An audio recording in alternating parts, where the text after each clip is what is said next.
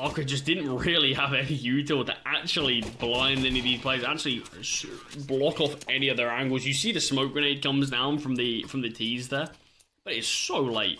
4 players already dead before the smoke even blooms. I don't even know if there's a flashbang. If there was, it didn't do anything. I think there was actually one initially for prime taps. Not a great exec from Arcred. Might need to go back to the drawing board with that one. But as we did speed our way through the vetoes, map number 2 is going to be Inferno, selected by Arcred, and Mirage as the decider. This has been a very good map for Arcred, so it'll be interesting to see what happens if we get there. The Inferno pick's interesting. Arcred only have 20% win rate on it. We've seen them play it 3 times here at the Proving Grounds. Not being a great showing of things.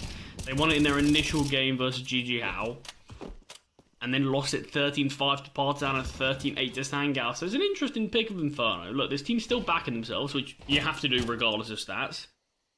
But I'm curious if they've, what sort of work they've put on it.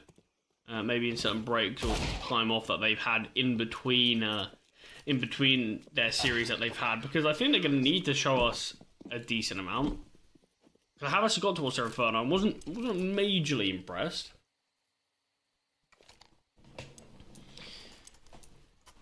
But a nice start here from BC Game, just an easy mop-up against the Pistols.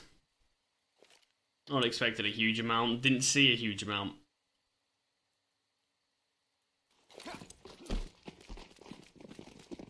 Arcred first full investment for them.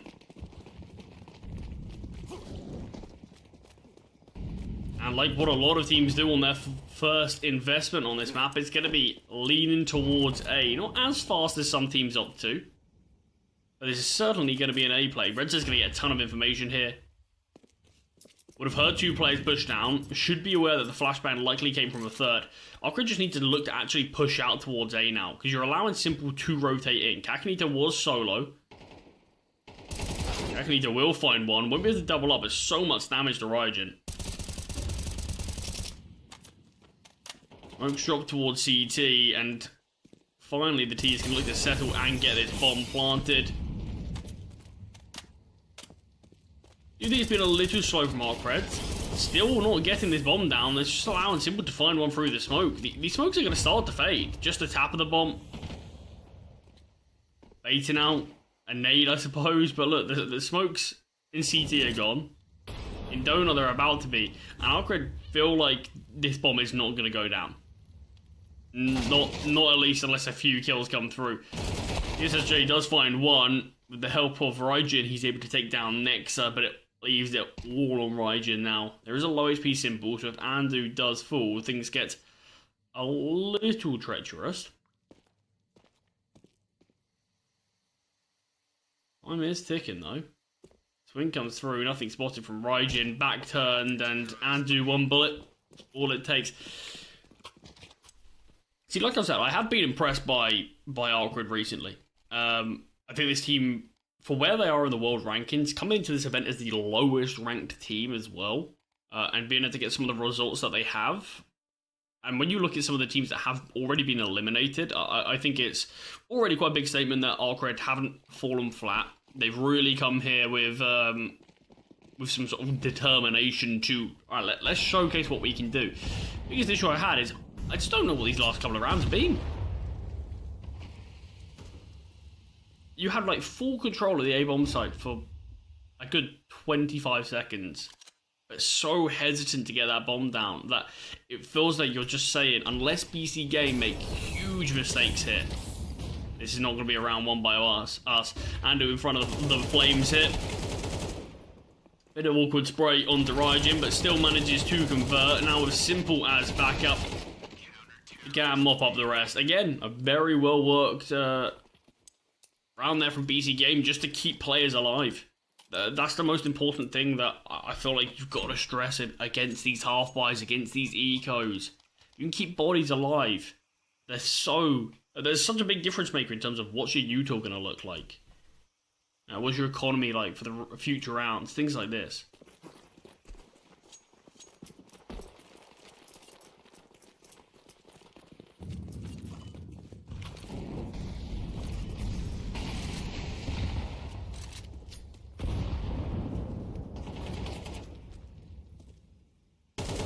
Andu looking for some aggression down towards the B lanes. It's not going to come through because it's going to be a play up from Arcred onto the B site. We'll just play Turks. Won't be able to find the burst. Red Z. I highlighted what this young guy can do. He does find one. Nexa, though, in the rotations, finds two back, and all this base taken towards B from Arcred, it's evaporated. Just left this position, and all control that's come with it. I mean, I suppose they have forced a lot of rotations. Kakanito's timing's not great there, but perhaps just not wanted to take the fight. He will be able to hear this, though. Should be relaying to the troops that they're out in mid. There is a diffuse kit on Andu. A little bit of utility as well. And Kakanito, rather than wrapping Donut, has gone all the way around.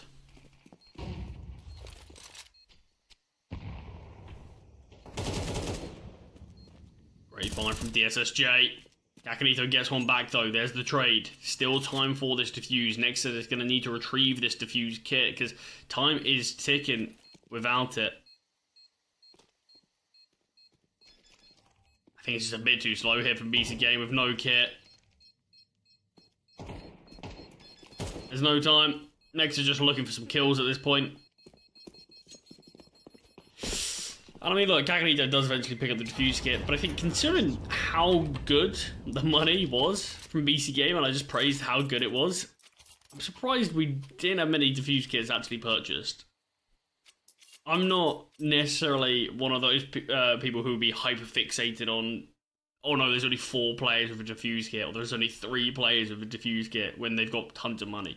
But I do think in a 1 versus 3, or in a 3vx, whatever, Andu being the only one with a kit, and him going down towards Temple, just these minor things that sort of just kind of ruin your chance of the round. You saw Nexa, it felt like he knew that that round was done and was just looking for damage to really hurt Arcred financially in the long run.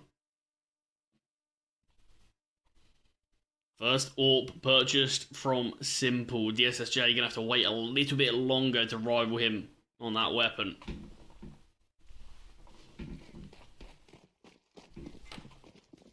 Great to see Nexa top of the charts as well.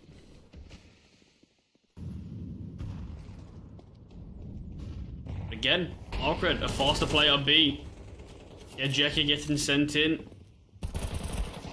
And Red Zed will be caught out as well. A bit more fighting here as things are getting a little bit dicey, but mainly for Arcred is you've just got Raijin, low HP, scurrying his way towards a Simple USP in hand. And he knows that he's low.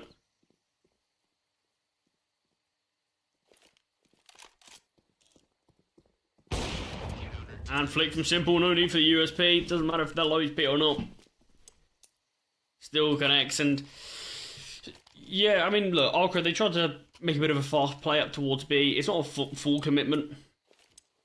Seems like it was just a couple of players sort of hedging their bets up ramp, getting sent in. I don't mind plays like that. I mean, you don't see a huge amount of teams doing them, but if this is something that Arcred think can work, if they think it's worked in practice and they want to give it a go, sure. We have seen Arcred play this map only once here at the Proving Grounds. A few times recently. They've had a couple of closer losses,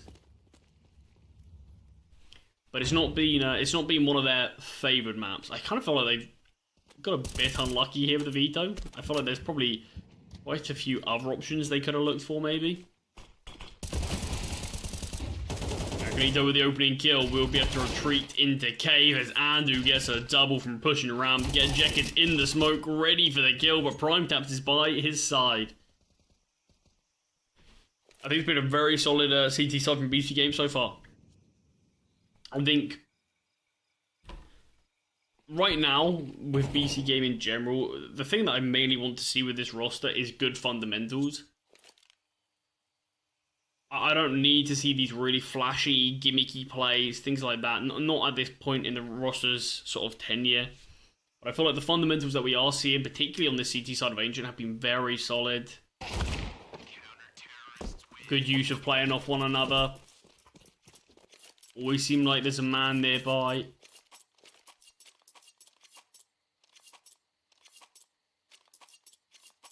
been a good start here for the CTs. Arcred still don't have the use of the SSJ's AWP. I don't know if this is sort of overcommitment in previous half buys, things like that, or maybe just the economy didn't allow for it whatsoever, but he can be a big difference maker when this weapon is in hand, so it's going to be something that I think Arcred have to actively search to get there. Out through middle though, the T's again, an aggressive play from them.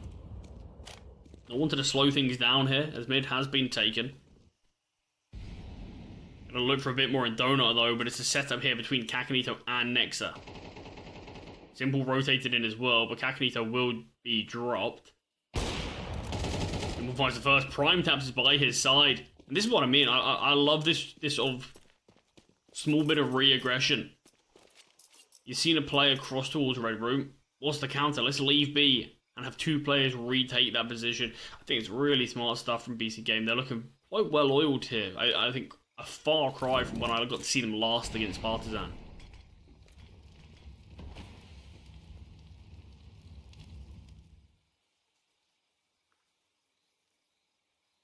Red Z. Touching out here towards B. Very close to Prime Tap's position. Will make contact, but no kill confirmed. As we're going to have a disadvantage post-plant for Arcred. Even more disadvantage now as Andu strikes it from the back lines. Andu once more. And Rajin completely caught out by Nex's position. No need really even for a retake.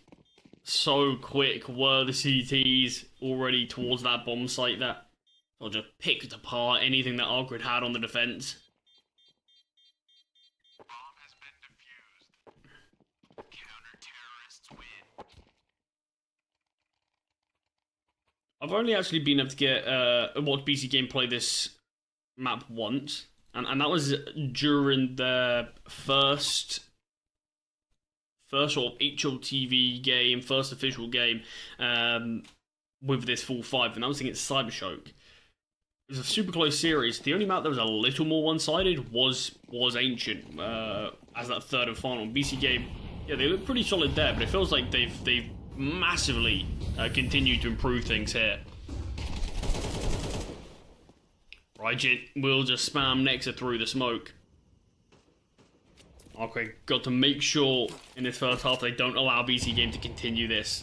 They've got to give themselves a fighting chance moving into the second half, as already, at a bare minimum, BC Game will walk away with the lead moving on to the second half. Prime Taps, his B defense can only yield one.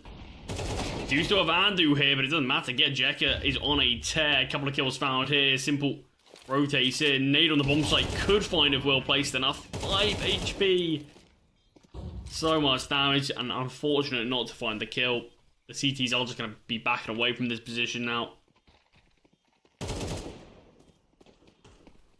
Oh, it's an unfortunate nade.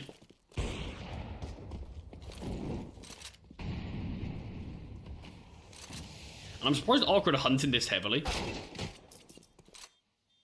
Because the money's actually in a very good spot for BC Game.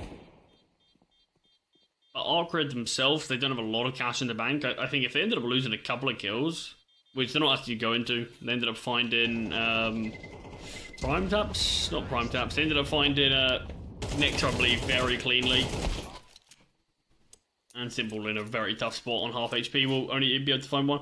Look, I think if we see a couple of kills, you will let Nexa know money still on Arcred. Even now with 3 survivors. You're looking pretty slim on most players. Only Get Jack has only got a bit of extra cash. At a 7-2, finally Arcred able to post their second on the board. I want to see this team build from it now, though. We'll be this playthrough mid, but look how deep the CTs already are. Raijin actually super good job to find at least one.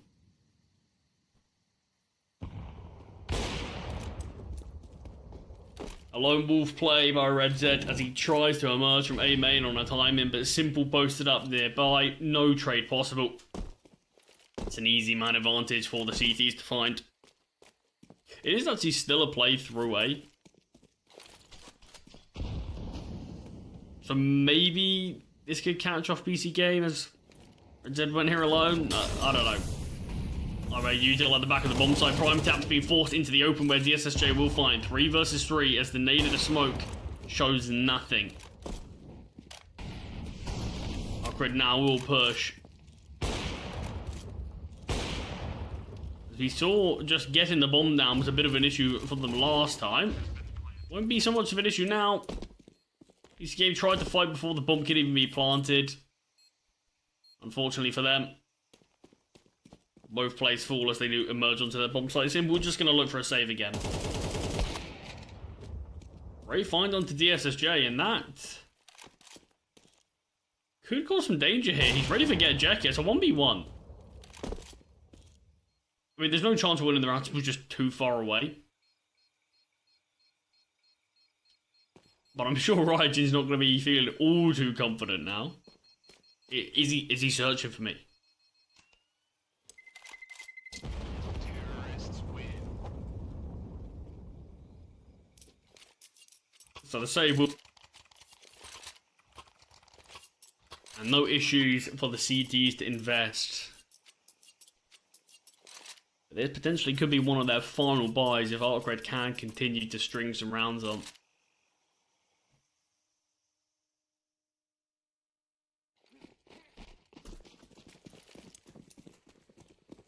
Just a couple of rounds remaining of this half. And again, BC Game want to fight this towards mid. And it is Ryujin alone. This time he's going to opt against pushing through the smoke. Going to respect the control and space taken by the CT. Simple, occupying the same angle we saw previously. We'll find Red Z again. No instant trade from DSSJ. It's going to allow Simple to reposition and find a second. Still here, finally. Misses a shot, but he's got the 2-man advantage. The nade being thrown. The T's are still trying to fight this 1v1 onto Simple, and he won't miss shots like that. Has overlooked Ryujin's position, but it doesn't matter. He's done enough work here. 3 kills found. And he puts his team now in a 4 versus 2.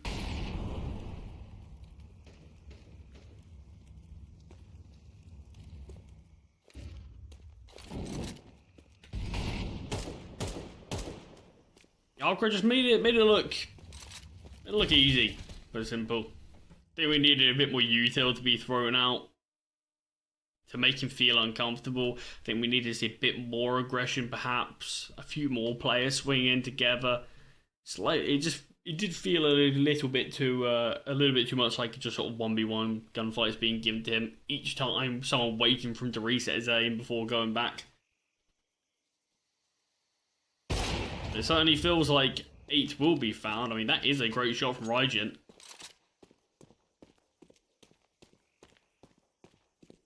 No chance out winning the round though, just 5 seconds. The CTs actually look like they are going to respect this. I did say their economy's not as stable as it once was, so I think just making sure that they can keep their own finances in a good enough spot here.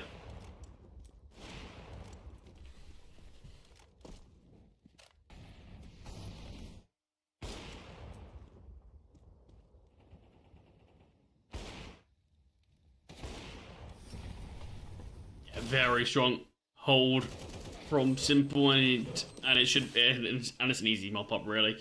Slight tech issue here in the final round of the half. Already we do know at a minimum 8 is going to be found by BC Game. They've got the chance to find 9, and 9 feels very scary if you are Arcred.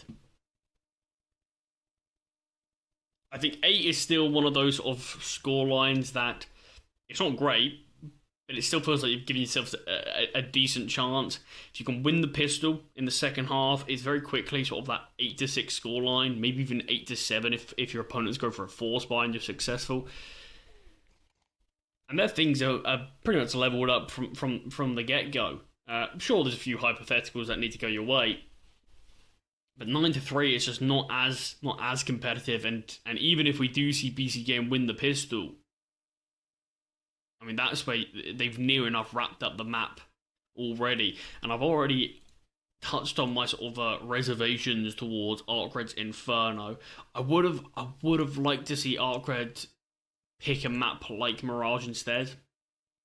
You understand why they haven't. So just to go over these vetoes a bit again, because we didn't have a huge amount of time in the pre-show while we're in this tech pause. Arcred do tend to pick Train or Mirage. BC Game Insta-ban Train, so it's not much of a surprise that we didn't see Arcred pick that. But I think their Mirage has been a very solid map. And I understand you look at it and say, if we get to map 3 though, that's where we're on our best map. What if you don't get to map 3? You haven't been able to play one of the best maps in your pool because you've waited for it to be a third. Look, I'll hold judgment until we see map number 2. But still got a lot more action here. Still a whole second half to be played on map number 1. So I'm getting a bit ahead of myself here. As the T's this time have taken full control of middle. Raijin alongside Raijin. Symbol just gets domed. What a find by Raijin. Kakanito will get a trade, but Gedjek is rotated into support as well. And man advantage for the T's, brute forcing their way out of middle into the A-bomb site.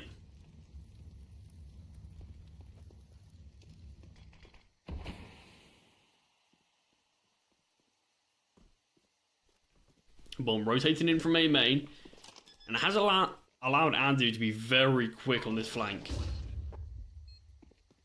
Just sort of needs to make sure his teammates don't fall all too quickly beforehand. Andu will get a freebie there onto Raijin. Starting to rotate in now, and Gedjek is just exposed in the open, not ready for Andu to be able to just waltz his way out of A main. And this makes this post-bomb look a bit flimsy now for Arcred. Nexa jumps across, allows Andu to deal the damage while he finishes off the player, and a Red Zed alone is switching to the Galil. The bomb needs to be defused now. Someone has to get on it, and just the tap, just the bait. Red Zed found through the smoke, and the bomb can be defused. BC Game find 9. Been a brilliant first half from them. I think Arcred had some... I think Arcred actually had some decent starts and some decent ideas, but I just think in execution, they didn't necessarily pull things off as well as they would have liked. There's a couple of rounds where I felt like they were just a little too hesitant to do something that they probably should have. And by the time they finally tried to do it, it's too late. BC Game have rotated in. I think the rotations were very strong for the CT side. Always felt like they had an extra man when they needed it.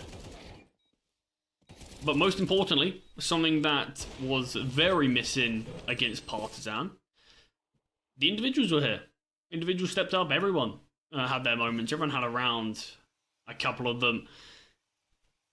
And I think that's just one thing that a lot of people were very excited about when they've seen this lineup on paper. You've got Andu, I mean, such a young player being brought in, I think deserved this chance. But okay, I'll stop talking about BC Gamers. Raijin just had a quick triple hit with the USPs, wanting to ensure that Arcred at least win this second half pistol.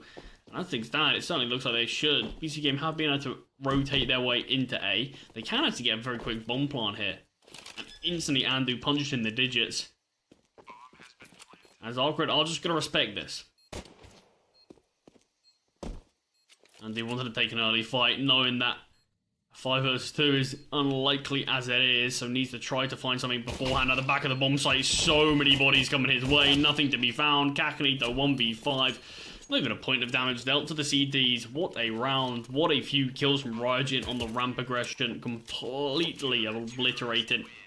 Not any of the game plan that BC Game might have thought of.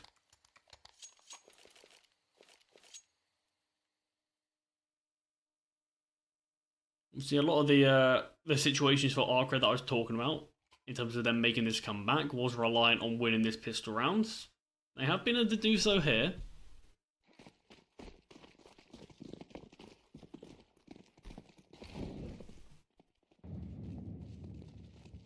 Thanks to the bomb plant over the T's, they will happily go for a second round force, despite not finding a single kill. So, a couple of Mac 10s, a couple of upgraded pistols, and the Galil on Andu.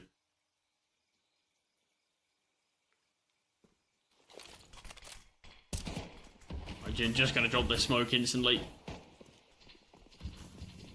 Oh, missed nade there. hit and undo, won't quite land onto the CTs. BC Game don't have a huge amount of utility.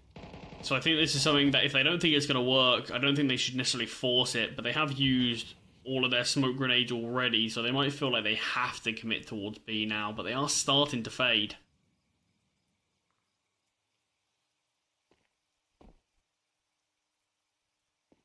Simple creeping close up this ramp here.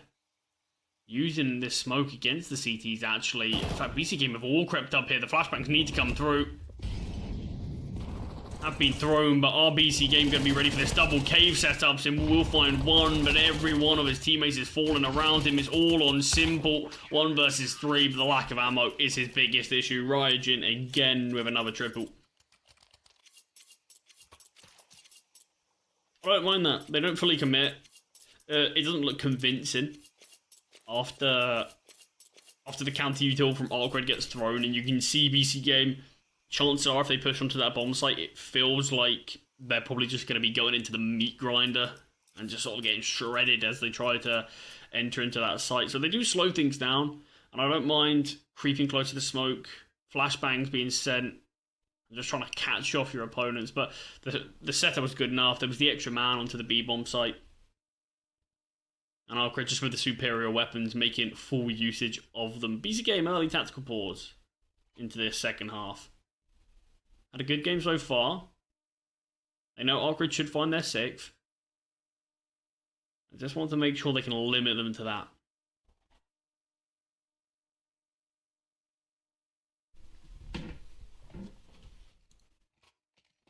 I do very much hope we do get to Mirage in this series, though. And I do know a lot of people at home are sort of tipping BC Game to be quite the heavy favourites in this one, and I think understandably so. Solid util usage out of Arcred early doors. Kakanito with his Tech 9 desperately spamming away, but the flashbang lined up from Ryujin is near perfect. It does go down. Ryujin's rotated back in.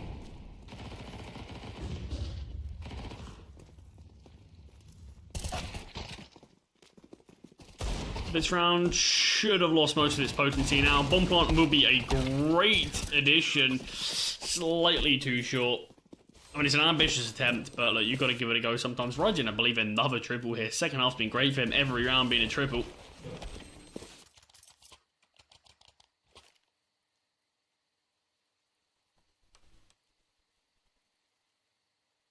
First look at BC Game's T side here, though. Like I said, we've got to watch them play it a couple of times recently. Got to watch them play it once here at the Proving Grounds. It wasn't unbelievable against CyberShoke, but it certainly has got a bit better with time.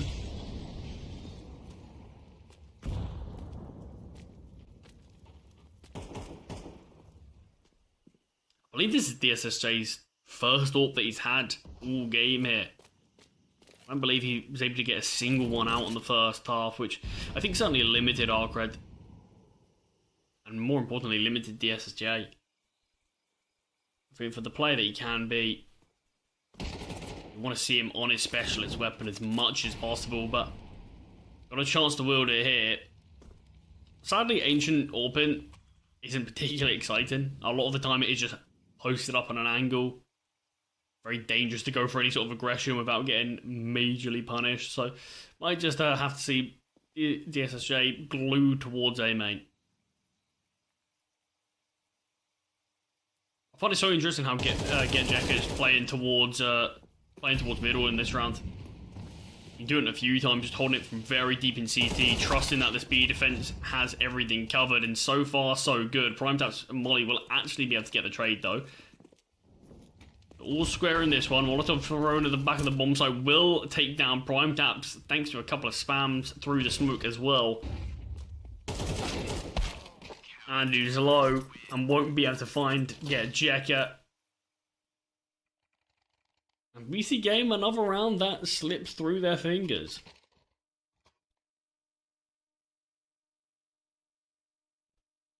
Arcred are starting to deliver here, and BC Game are aware of it. So another tactical pause. Near enough back to back.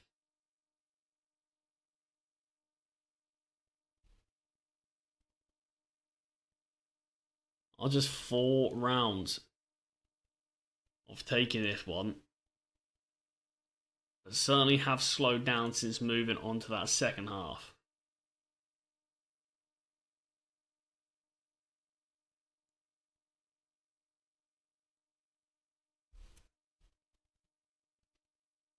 I mean, loss bonus is in obviously a good spot.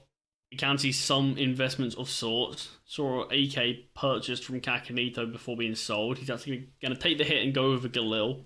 Simple will be the one to bring out an AK. And a few upgraded pistols alongside. A little bit of a util to boot as well. Going to be displayed through mid. Simple's actually been given a bit of space through these flames. They just smoke, but nothing spotted from Raijin. Is Simple going to be ready for the AWP? No. DSSJ will find that impact. And Andy retrieves the AK and will just back away, not wanting to give up another 1 versus 1 to DSSJ. So the T's have to look elsewhere. I think BC Game might need to sort of look to maybe take middle a bit more often on their full buys, because Get Jacket doesn't seem to be all too interested in fighting it too heavily. That's a great find from Kakanito through the smoke, just spamming away, will find the success, and Raijin, the only defender here, has to stall, will be doing more than that though, as he finds Andu. So much damage dealt to Nexa, but all down low himself. And that could be the kill that determines the round. It's a huge one for DSSJ to find, as the rest of the bomb site hold does crumble under the weight of the Arcred retake. Definitely opportunities though. All the T's in that one. I mean, the bomb plant's going to be nice anyway, just to make sure everyone can get a full buy. Andu with that could drop over and up to Simple if they wanted. Has instantly bought AK-4 util. Certainly can sell it, but seems like BC Gamer happy to buy 5 rifles. And I think due to how comfortably Simple and Andu did actually get out mid in the last round, I don't think there's any issues in them trying to take it again. And you can see a missed smoke from the CTs here. Raijin is playing this all the way from window. Just dropped a nade of the smoke. We'll just spam through. So Andy's got full control of mid, whether he knows it or not.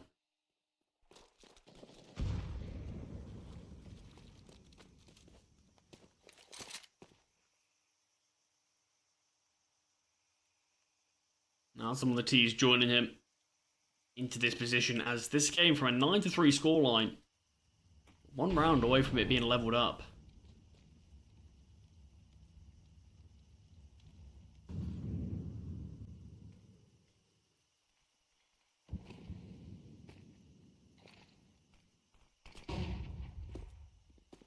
Jacket and Raijin both here towards Donut.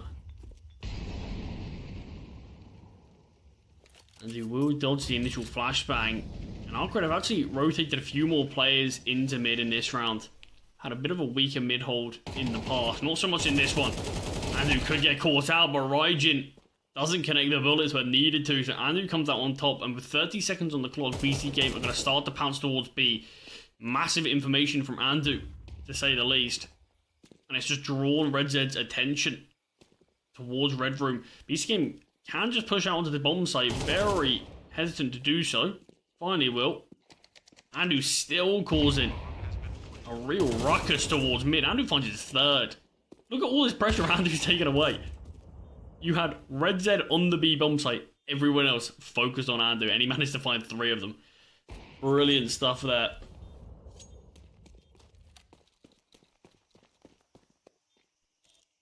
And DSSJ wants to keep this AWP in play, having a bit more of a look to find some exits. I think DSSJ probably is gone. Look at Simple's position. Maybe not yet. DSSJ will find the first. AWP shot baited out, but he is still connecting. And the T's will finally concede it and say, okay, you can keep this AWP.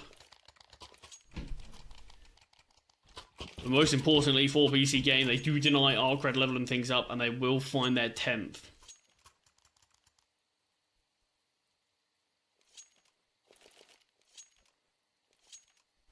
Arcred are in a similar spot to what BC Game were, where their economy is still very good. No issues getting a buyout in this one. Maybe with a saved weapon or two in the next, even if they lose this one. You'll probably still purchase.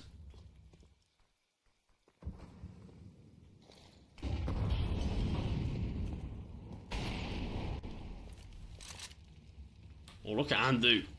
Success in the last round's clearly given him the confidence. Pushed all the way through here in Red Room. We'll find Ryujin.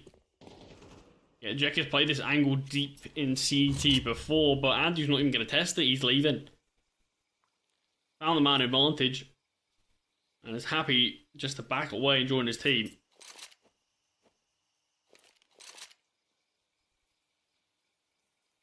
So far, already what a difference maker Andu's been on this T side.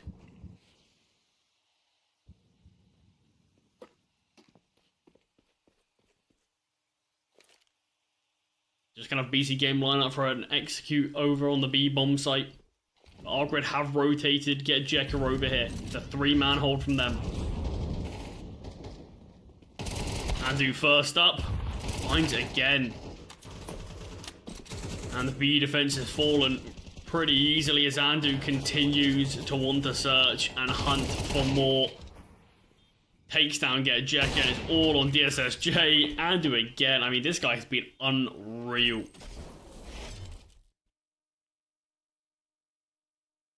Such a... I mean, that's just sometimes what teams need. You can see teams have a very good half initially. Sort of slow down as they switch sides. And I feel like they're falling slightly flat. And sometimes you do just need that spark. And Andu has certainly been that here. I did say we could probably see a buy from Arcred if they get a save or so. They didn't need the save. They will still get an investment out. Ryujin is just on an MP9, and Util's not perfect, but they found the opening kill. Finally, Andu has been dealt with, and maybe that means BC Game will be dealt with in this one. Oh, maybe not with shots like that. Ryujin caught in the jiggle. Timber will take him down, tries to press the issue, but Red Z will get the trade out. And there's so many CTs here on this bomb site.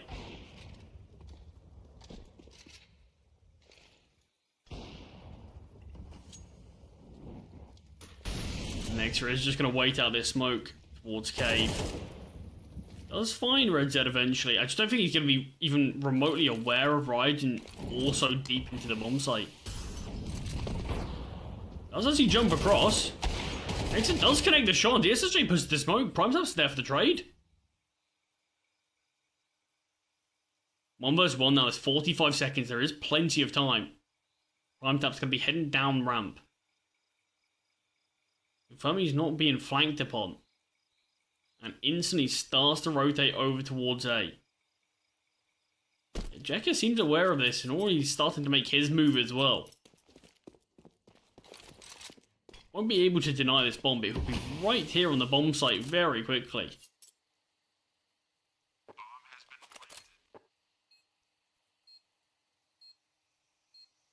All depends where Primetap opts to go, and towards Temple is his destination. Yeah, Jekker is so hot on his tail, but paranoid about A main. Has a quick glance. And the time is ticking. Primetap's position towards CT now. Jekker should be aware of this. He's cleared out all the other possibilities. The swing comes through. Primetap's finds. But it's Nexer that deserves so much of the credit there. Finds, even after he finds the first kill onto Red Z, still disadvantage is the second kill that we see Nexer get onto Ryujin, I believe it was. Jumps his way out of cave. Baits out the shots here, this one. And you can see what it does as well, it forces DSSJ forward. He wants to help his teammate on the bomb site, so he pushes through the smoke to get the trade, but Primetap is there, it's always going to be a freebie for him. Primetap essentially just needs to win a 1v1 thanks to Nexer. What a turnaround from such a disadvantaged round, and BC Game just need the one to close things out. But Ryujin has other ideas. Deagle shot from CT connects. Let's get traded out. And a 4 versus 4 as Simple drops the bomb across. How is DSSJ so quick? It has been cleared, has been spotted, and Simple punishes. BC Game feel like they've done enough here to close things out on Ancient, and a quick few kills from the T's will confirm it by the looks of things. It all lies on Red Z, who does eventually go down. 13-8 victory from BC Game. And a pretty crucial victory for them. I think they're going to put themselves in a really good spot on this series now. I think individuals, particularly in the first half, I mean, everyone was playing out of their mind. Obviously, Simple and Andu, it's great to see the two newest additions both combining to be sort of top of the leaderboard with one another. Both of those guys had so many massive rounds. But I think for me, I know we're going to give the MVP to Simple, but I think for me, Andu, just the difference that he made for BC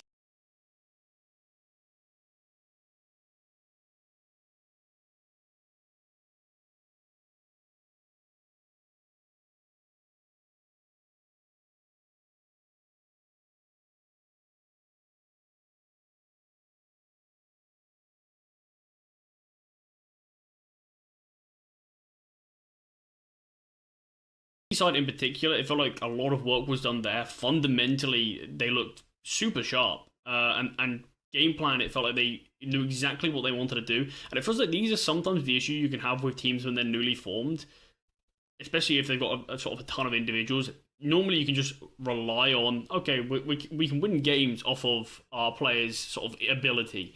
But sometimes it can be the fundamentals and synergies that you're not quite lacking. It feels like, at least on Ancient, at least on the CT side, BC Game have got that down pretty early on, seemingly. I want to quickly touch on Arcred before we do throw to a break. I think, look, they don't play a huge amount of Ancient. They have had a couple of closer games on it recently. It's still not been necessarily a staple of these guys' map pool. It felt like they had some decent ideas of what they wanted to do on their T-side. I said it in the game, it feels like the execution of their T-side rounds wasn't quite spot on today. A couple of missed timings, maybe a bit hesitant, maybe the pressure of this being a game that can advance them to playoffs maybe started just to sort of eat away at them slightly. They had a decent couple of rounds on their CT side since they switched over. I do think a lot of it was conditioned on just good rotations and big rounds from players like Ryojin, who obviously kicked things off the CT side with a ton of triple kills and things like that. But I am hoping we get to see a lot more from them on Inferno.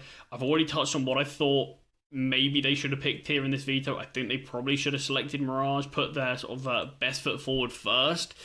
But that's not where we're at. Inferno is going to be coming up next. This is Arcred's map selection, and they need to show us what they can do to prove that they deserve this playoff spot over BC Game. But before we do jump into the second map,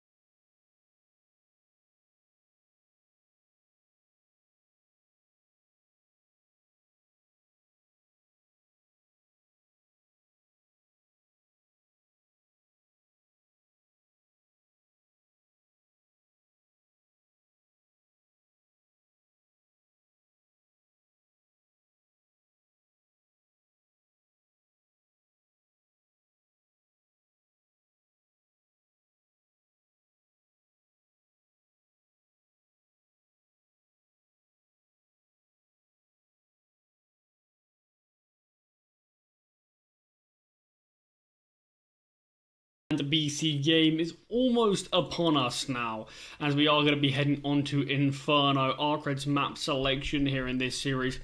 I've had question marks about this pick. I haven't been fully sure about it. They haven't had the greatest of time on Inferno recently. BC game, what we have seen has been nothing, if we're being honest. They haven't actually shown us anything with this team yet. So perhaps this is also a reason why Arcred picked it. Maybe looking to punish pick BC game slightly. I think it's going to be an interesting one if that is the case. But it's always exciting to see new teams being formed and their first time on a map. So it's going to be a bit of a test and a bit of a challenge for BC Games as well. How much work have you done on Inferno?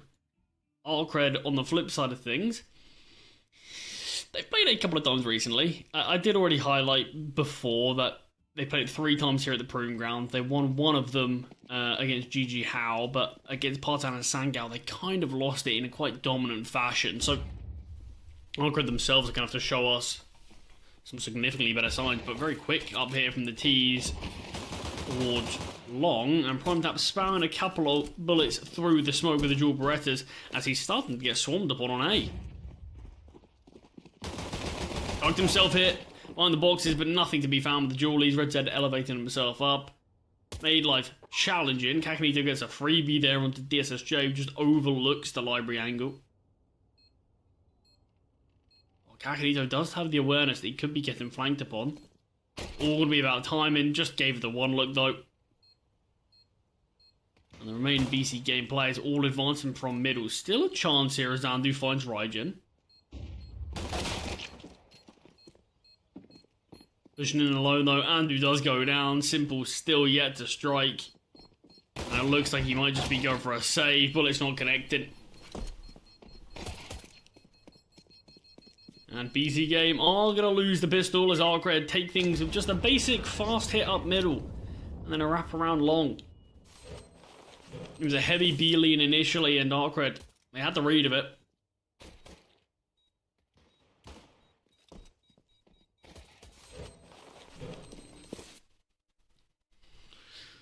So we're a second round forced by the last time in this series where BC game lost. We are going to see one again as they want to bring out these weapons.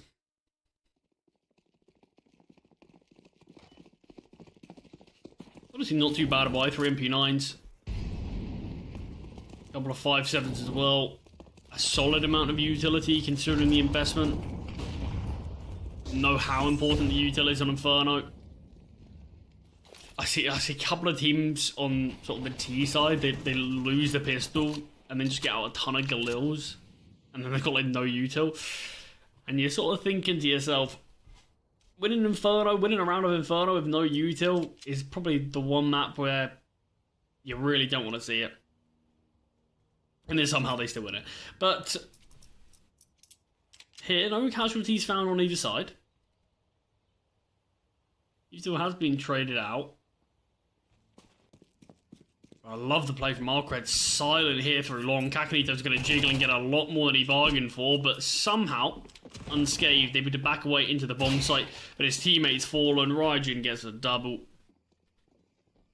He's been a really positive mark on Arcred in this series so far, even though we did see Arcred lose map number 1. Raijin still had some very big rounds. Here, doing the same thing. Nice couple of kills onto the entry towards A. So excited to see what he can do a little bit more into this series. But second round force not going to work out. Next is Simple and Andrew all going to be able to save these weapons into the next. And Simple actually on this Mac 10 now can drop over the 5.7 to Prime Taps or Kakanito. Simple can maybe look to farm some cash with this MP9 if possible. Maybe bring out an AWP as soon as possible. I believe it'll be the... Will it be the 2.9? Or is it actually just the 3.4? No, I think it is the 2.9.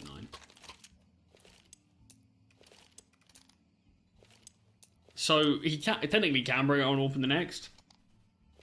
But if you want a bit of armor, if you want some extra util, things like that.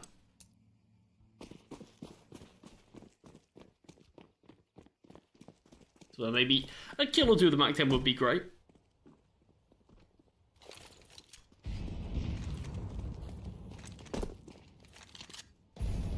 Lots of util being used up towards B now.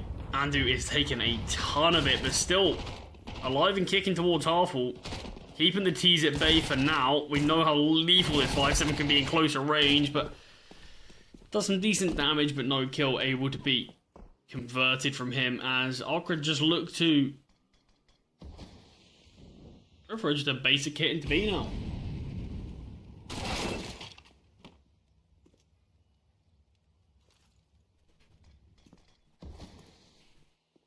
Have been halted though. Next to finding that kill. Rotation is still not coming through from BC Gamers. They are just still waiting to see if Nixa can do enough, and Nixa can. 3 kills on the B defense. It's still not over though. Arcred panicking what site to rotate into as they do make their way back up towards A. It is the unmanned site. BC Game have fully rotated towards B.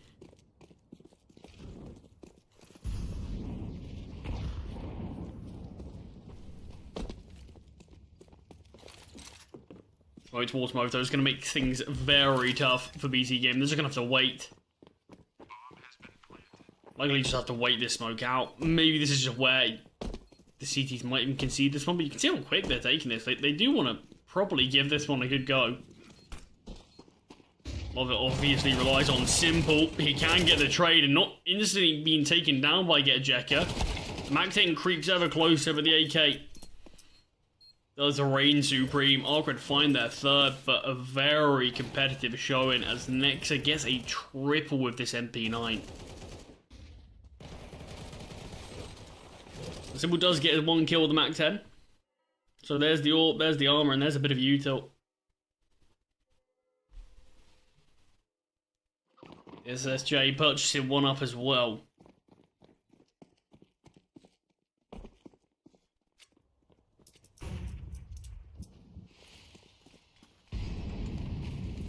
First round, we can really get some glimpses at what this CT side is going to look like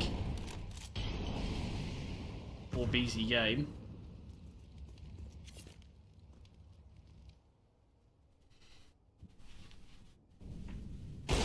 Simple under pressure finds the first. It is a double lap setup. No kill found by Prometheus. What a kill from Simple. Quick onto DSSJ, who's posted, waiting for the fallback from any of the apartments players, but nothing to be found. Simple doubles up. Even on 7 HP, still has the impact.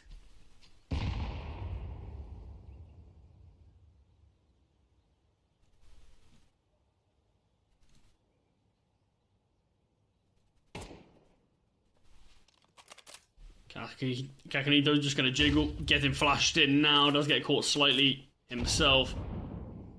We'll just back away into the bomb site. And Arcred have full control of CT, but the question is just what can you do with this? You have 34 seconds on the clock. Have to make your move somewhere, and Arcred are going to be headed back towards A. With Prime Tap's going down, we've got a low HP Simple in pit, but he still finds the impact. Red Z falls. It's a tight angle, and still Simple comes out on top. 13 seconds remaining. Simple is going to need the help from Kakanito eventually. Surely, maybe not, though. Simple finds the quad kill. First round with the AWP, and you can instantly see that impact. I mean, that's a great find. The second one onto DSSJ. I mean, none of them particularly easy. I think that one's certainly impressive.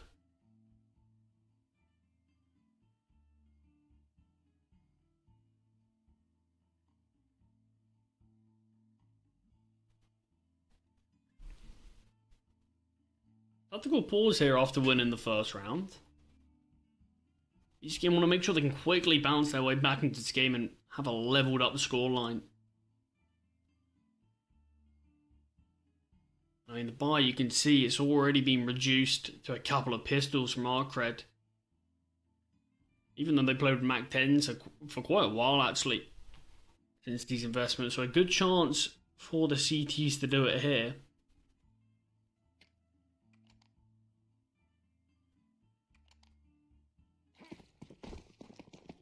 And there's not a lot of utility on Arcred. It might have to be something fast. I think it's either got to be something fast or very slow. They can just look to burn the CTs, utility slightly before lining up for an execute themselves. But Raijin's taking the space towards B. Through all of these smokes, he has managed to get top banana control without any resistance.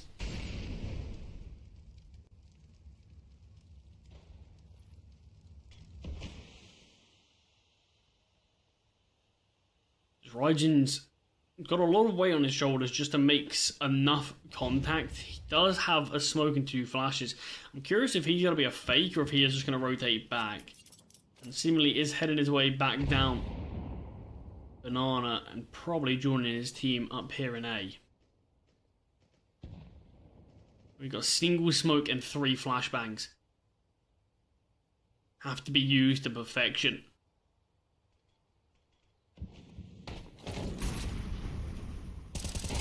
These aggression starts, the Molotov is dropped. Prime taps again. He's going down for nothing. Simple will take down the SSJ as he tries to rotate in and help his teammate and will be able to finally get Jekka. Simple again with the AWP.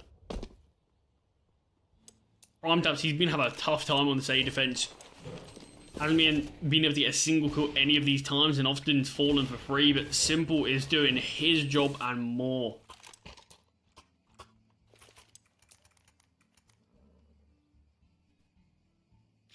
Does have to be said though, smoke towards Moto's not great. Allows Simple to still find a couple of kills through that smoke. If these sort of, I mean, surprisingly actually a decent bit of util missed this series from Arcred. It feels like if they can even just get that smoke to land, there's a good chance Cagnito can get found. And even if they're still disadvantaged, they'll have the bomb site. Be able to get a bomb plant and maybe get set up, retrieve some weapons to give themselves a good chance on a retake. Or on a post plant, I should say. You can see Simple's certainly feeling confident now. Wants to take every fight. Raijin will shut him down and no instant trade.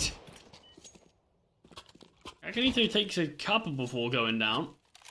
And leaves this round on Andu and Prime Taps. Raijin does have an AWP. Now 3 kills already. It's brought down to just sort of 1 bullet from death.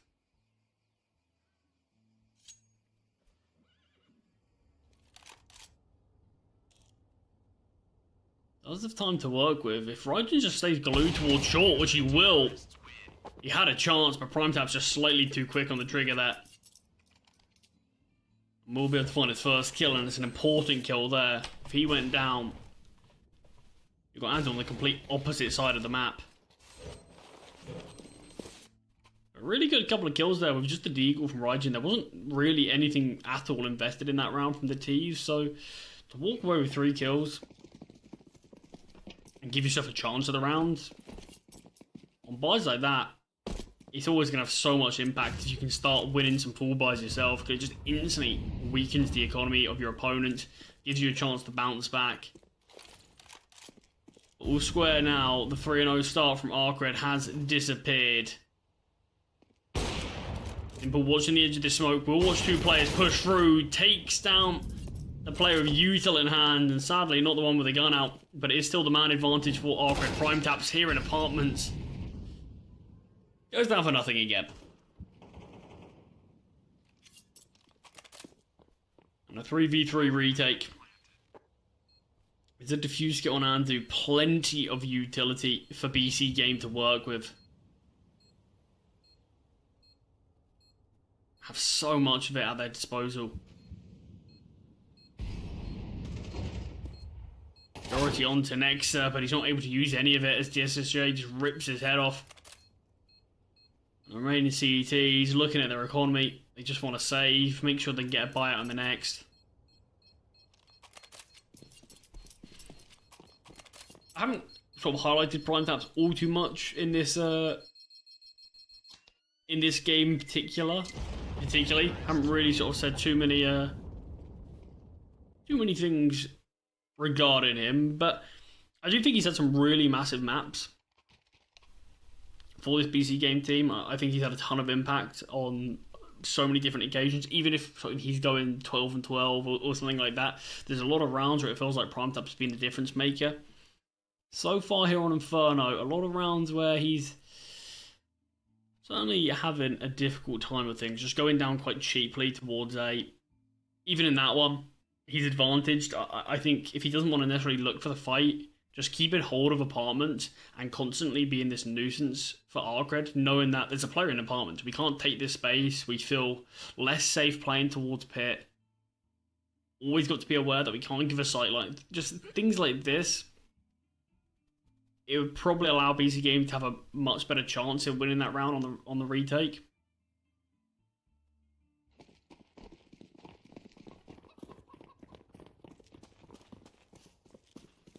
Still, we have the investment out for the CTs. Not going to be financially broken yet. Info from Simple spotting out the SSJ. Needs to be careful not to go for that peek again as he is being held. And who flashed in, but Red Zed playing anti. Gives the T's the early kill. We haven't seen Arcred head all too many times over towards B. You wonder if that's due to Nexa shutting down this aggression on what essentially was just an eco with some saved weapons. But Prime Taps and Simple do combine on A.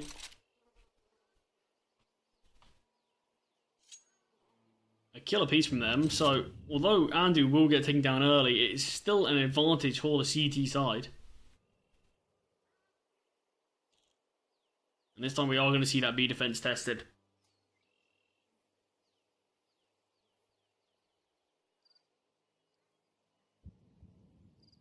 Contact play from Arcred. The setup that the CTs are playing now is affording a lot of room up Arcred here as they look to take space, but Simple rotating in.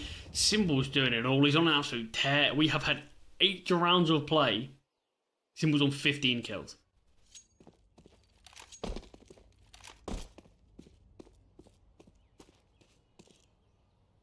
And just a save call has to be made, the SSJ. To keep this weapon in play.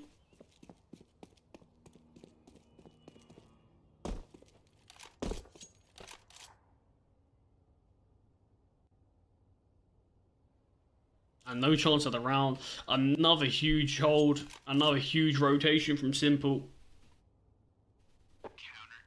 As Inferno Sunny might have a few more twists and turns than we were expecting. It's difficult to really know what side these teams favour. I mean, Inferno in general is reasonably balanced. And a lot of the time it feels that it depends on the team. On sort of knife rounds, you still see teams tend to choose the CT sides, even though it's not exactly the same CT sided map that it used to be. But from what we've seen from Arcred, it's difficult to really know where they prefer. Both their sides have been really poor. They do just have a 20% win rate on the map. You're not exactly expecting unbelievable things.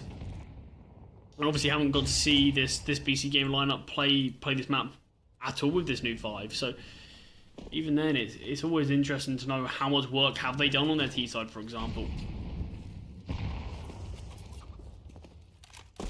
It is the full investment from Arcred. It's not a perfect buy, but you still do have a couple of rifles in play. You've still, of course, got DSSJ on the AWP. It's not an easy side of the map to AWP on. I think when he is the heaviest hitting weapon here, on this offensive round, I think we're going to need to see him try to actively search for some opening kills. But, I mean, it is a scary question when you've got some more 15 kills on the other side of things.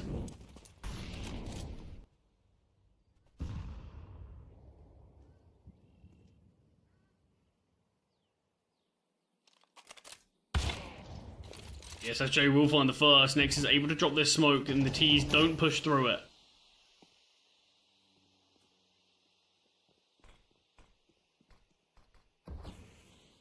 Next himself, I think for a second there, questioned whether he goes through himself. Kakanito has been able to rotate in, does have a flashbang. The T's are just waiting this out. Yeah, Jekka is just faking presence towards A.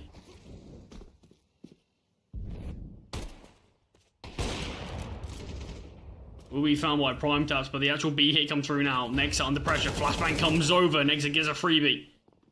Can just look to delay, but the swarm starts to crunch in on him. Kakanito just going to look to deny the bomb, and he's done it. The round has been won. Kakanito. A dangerous play. But a play that will win his team the round. Don't allow for any time for the bomb to get planted. Good flashbang though to allow Nexus to get a free kill. And you can see the time it wastes just while the T's clearing out his position. And there's such limited time on the clock. Not a single T sort of looking towards CT as the pressure's on that. That's where sort of players start to fumble around. Get this bomb down. I'm just going to look here. Going to get ready to get set up. And then Kakanito, different idea. BC Game take the lead on Inferno for the first time.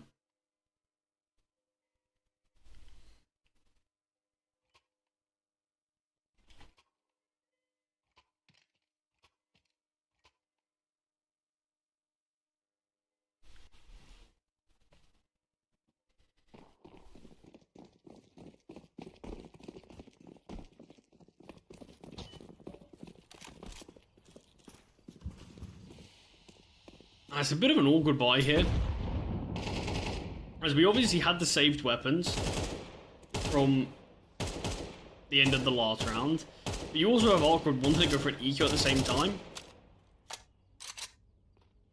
So even in the next round, you're going to have DSSJ on, I mean, God knows what weapon, as well as Raijin. So it could be an awkward spot where we've got 2 weapons in this round, and then in the next, we might only have 3 weapons for Arcred, or 3 proper weapons.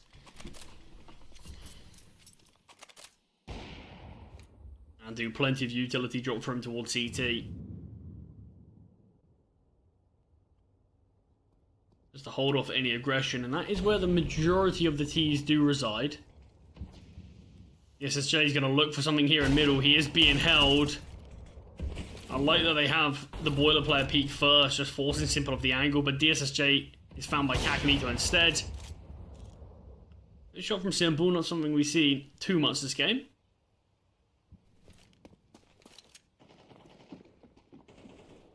Should just be a bit of an easy cleanup. They're the 2 weapons falling. Getjeka has retrieved the AK. Now Raijin on the AWP. Arcred fully turn the tables and now make their way towards A, but we can see the defense from the CTs has become a bit more traditional, playing a bit more passive, so it is going to have to be the T's fully making their way up into this bomb site to actually find anything. And it should be an easy cleanup. It's all on Raijin. Symbol will connect the shot. Just a single casualty on Kakanito. And this is what we're talking about. Look at the buy that we're going to see from Arcred. Technically, Raijin can bring out an AK and armor. I hope he's going to take the hit and go for a Galil, maybe, just to bring out a bit more utility. That is what we're seeing. I mean, it's not too bad. You have DSSJ on a Galil. Raijin on one as well. But it's a solid buy. It's a solid buy. I think it's going to be important for Arcred to show us something in these final 2 rounds. As this was a 3-0 start from them. I think if they end up losing this half, even 7-5, a 3-0 start that they had, it feels like it hasn't been fully optimized. A shot from Symbol cost him his life as Getjeka from underpass connects. Flashbang sent Anduin finds the first. And Arcred not going to even question going through this smoke, but Andu finds a second as Raijin is caught exposed behind the smoke, and a quick 2-man advantage after Getjeka finds the opening kill for Arcred. And despite that, BC Game still always have a response. Andu hasn't really been called upon all too much this game, nor has Nexa, both players being on the other side of the map where most of the action's been. Big round there from Andu, just to show that he's still here. We'll finally get taken down, in fact. And that does offer up the B bomb site to the T's. How quickly will they get this bomb down before these rotations come through? And seemingly not quick enough. Already Nexa deep in banana and nailed the CT smoke. We'll go 1 for 1, but the CT surely won't mind that as the bomb starts to get planted now. Nexa has made his way from banana. DSSJ not spotted, and Nexa will find. That's 7 on the board for BC Game. We've only seen 1 full buy victory from Arcred so far. And it could remain one at the end of the half. Bomb plant's going to certainly help out the T's in terms of an investment. They got full loss bonus now.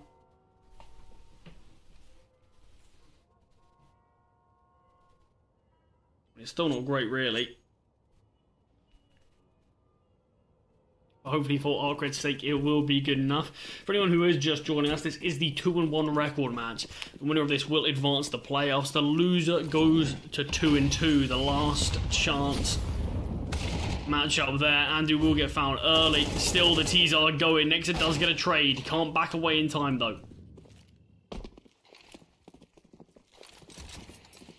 Yuto gets thrown out as Kakanito's nades won't quite connect onto the low HP Red Z.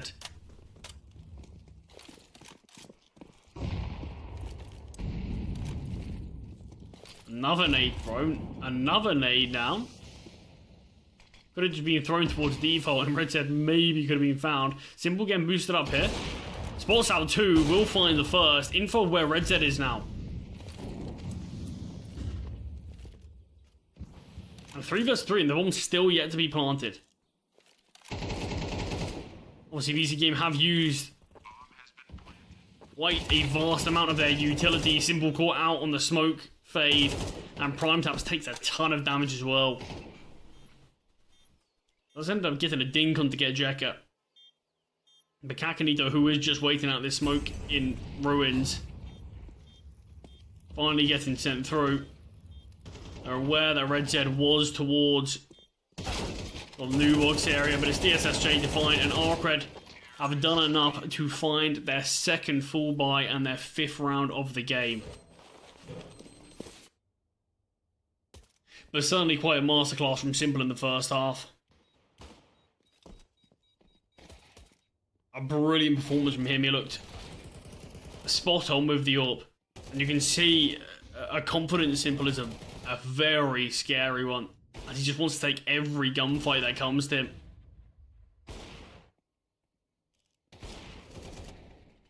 And this is going to be the question mark. Undoubtedly, we all know how good a player Simple can be. But after sort of being out of the game for a long time, it's going to take him a decent amount of time just to get back to that level. But undoubtedly, there are glimpses.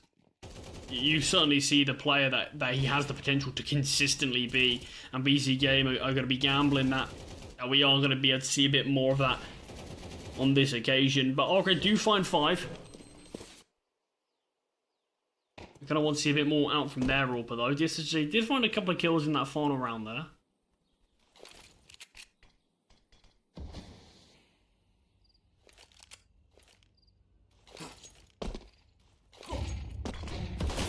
Util thrown over, and the flashbangs are excellent. Raijin completely blinded here in CT. And with the smoke down, the bomb site is being taken. Quite a passive hold from Arcred, but look how quick the rotations are. 3 players in Banana. Prime Taps is going to spot a lot more as this smoke fades in Banana.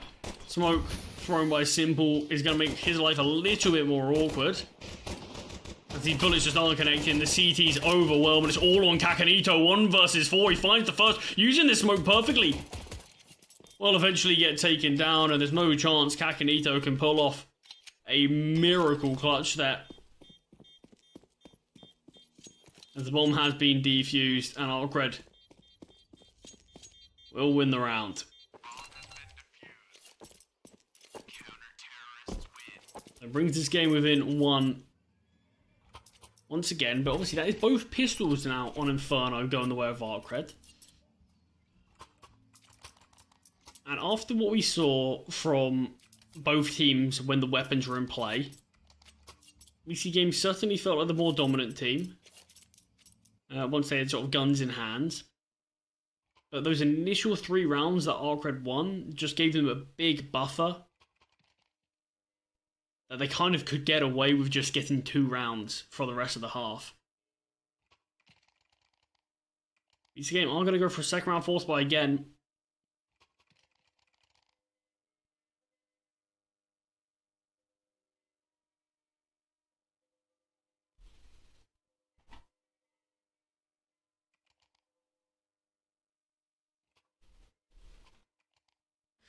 Yeah, I don't know if I love this. Look, they certainly can win a round like this. I think they've got more than enough individuals to be able to quite easily win this round. I do just think seeing what it did to Arcred and how much it helped them out in the first half. I might just be thinking if I'm BC Game, let's get on the weapons. A lot of fighting from Raijin and Baron. Again, the flashbangs are unbelievable from Nexa. I don't think they were able to be fully utilized on the pistol. In this round, they certainly are. As Andu gets an easy double kill. Raijin finds Nexa. Andu completes the triple, and Arcred have to save. The SSJ's purchased this AWP, wants to make sure he can get the impact that Simple had. The only way to do so is making sure you keep it alive. But I questioned the force bite. Never that I didn't believe they couldn't win it. But I think some of the util thrown from Nexa this game has just been some of the most disgusting flashes I've seen in a while.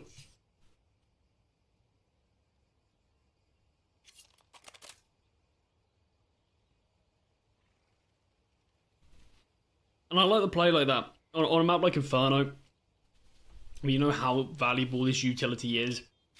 You have to really make the most of it when you do have it.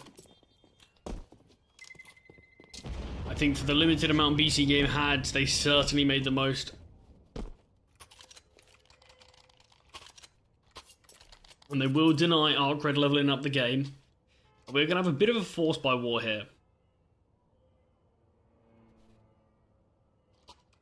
Obviously, instantly, it's a decent enough buy from Arcred. You've got the AWP on DSJ and an M4 on Get Jekka.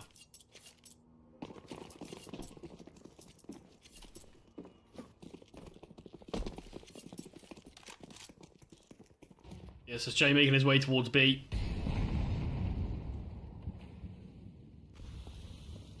So far, with BC Game looking towards this portion of the map, certainly feels like the AWP is going to be in the action. And I don't believe this AWP's even been known. So I think that's going to be a bit of a surprise for Andu. The flashbang sent in is good here as Nex is isolated and found. Instant impact here from Arcred.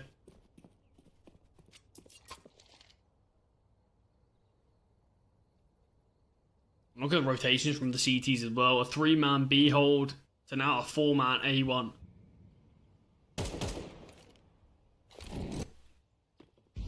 Jekka has been spotted out in middle. Kakanito would hear the steps of Red Z, but DSSJ rotates in and finds this impact.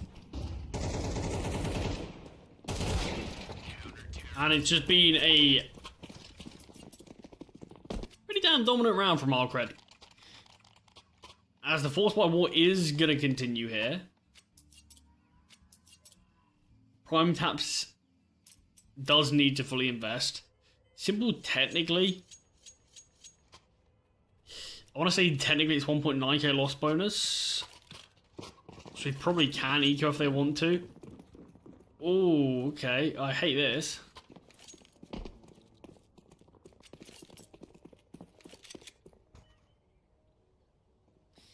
Okay, so we have seen an eco from Nexa. A Tech 9 and armor on Kakanito, but he's still got 3k in the bank. A full buy from Simple. Prime Taps the player who did need to full buy has it ecoed. And Andu's full bought. This is as mismatched a buy as I think you possibly can get. And you did see a few players sort of going back to spawn, selling buy-in. So I think it's clear that communication not perfect in this one.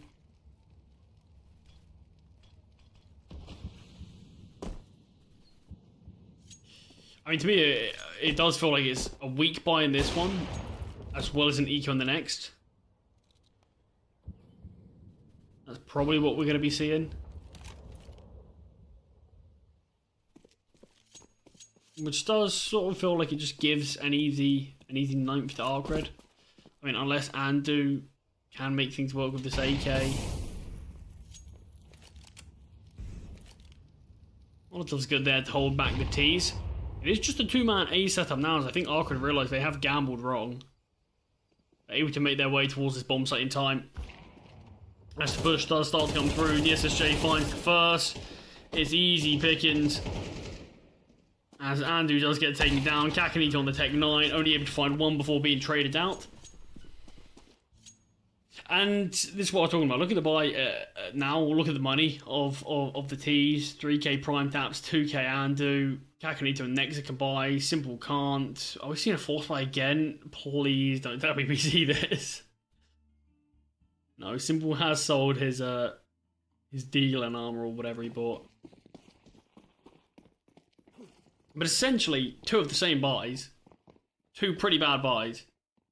Back to back.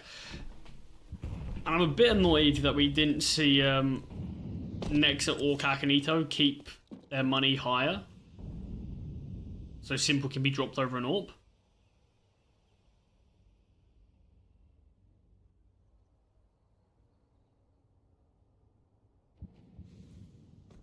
But probably, I've seen some strange decisions from BC Game since this roster's formed.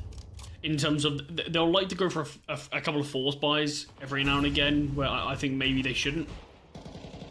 But I don't mind it. In general, I don't mind if a team of a ton of really good individuals want to go for a force buy, sure. But I think this has been the strangest and probably worst financial decision I have seen. We do have Nexus still with armor and this Deagle. Now Simple with an MP9. Smoke drop towards CT is going to allow the bomb to cross and get planted. Simple wanted Nexa to do that. Is eventually going to punch in the digits now. Bomb does go down.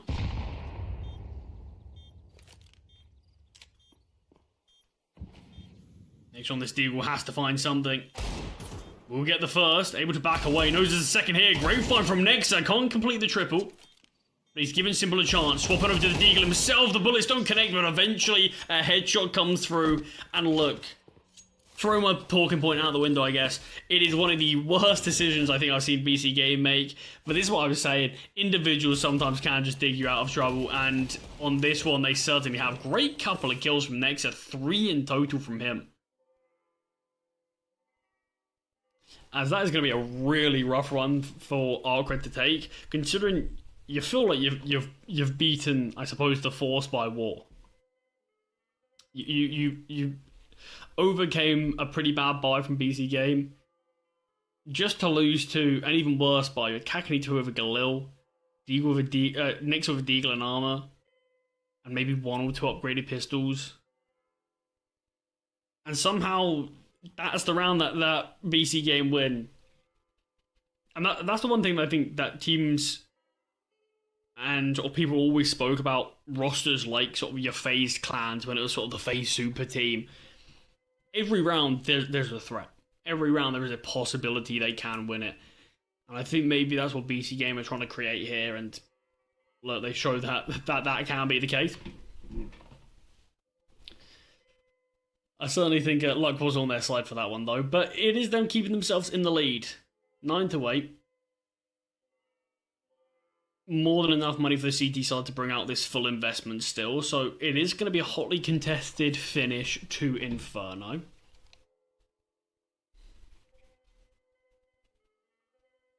I'm still not all too sure about Arcred's map pick. But I do think if BC Game can't bring things over the line, I think a series that I said I think is their best chance to make it to playoffs and will be their best chance. I do think Mirage is where things can get a little bit dicey.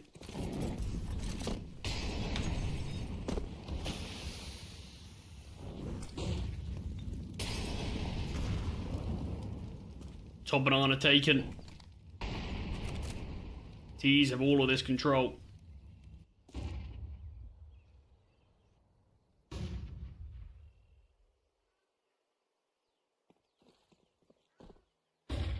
Flashbang's thrown out. DSSJ blinded off the angle. There's still 2 players here. DSSJ is going to re-peek into it. Another flash blown. And another upshot 5 from DSSJ. Just constant back and forth util fights here between both sides. But eventually the T's will opt to retreat and look for a safe haven on A.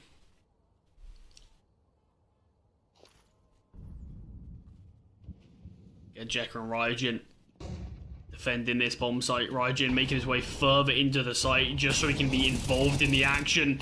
Both players will find 1 kill apiece.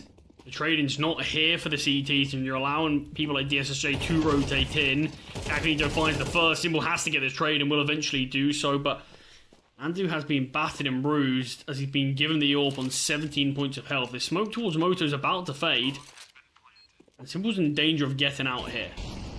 Let's bail the AWP shot. Still here towards default, but will be taken down. Andu on the AWP's rotated in.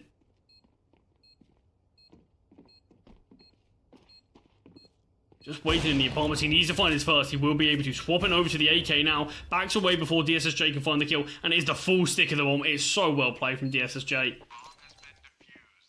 And will win the round. Andu left stunned. But execution not really great there from BC Game. They spent so much time throwing utility and not just enough time getting bodies into the bomb site. There's a 5 versus 2 on the A site. Arcred are able to defend well enough. They find 3. Bring things down to a competitive retake. And as soon as Simple gets caught out on default, you have a low HP Andu. I think DSSJ smartly played not to even entertain the idea of sort of tapping the bomb, searching.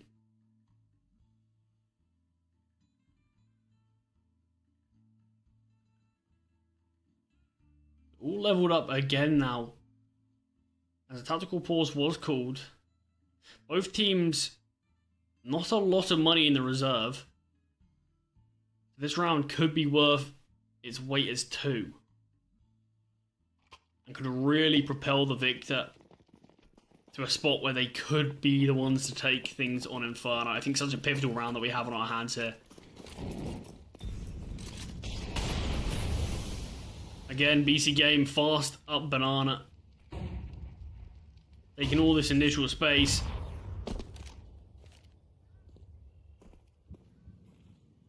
And Arcred haven't looked to fight this too heavily. They've had DSSJ just being posted up now.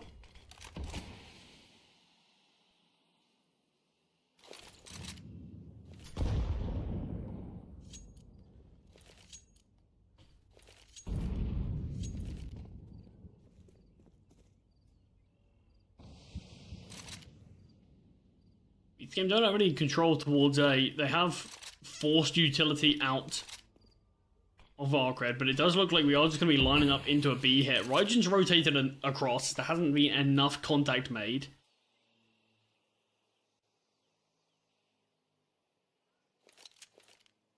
And the T's just waiting to explode out onto this bomb site. Util range down now.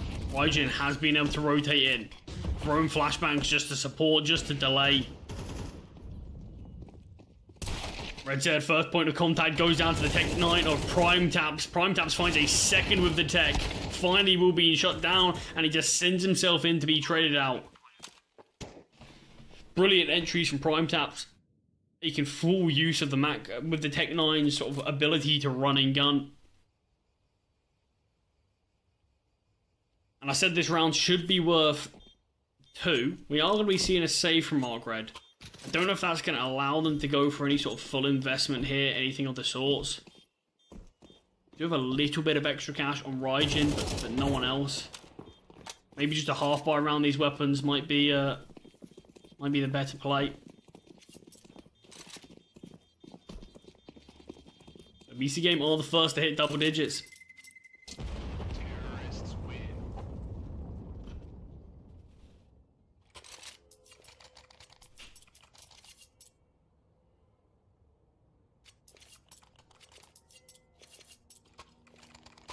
Ooh, and the loss bonus doesn't seem great. Red's is just on 1650, so I'm not sure if we're gonna have to see Arcred fully invest here. Maybe he's dropped over something.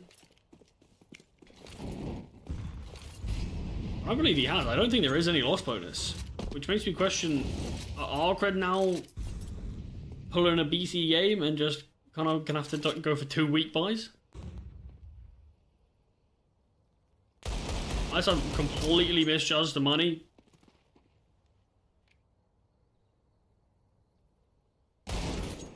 Yes, it's Jay.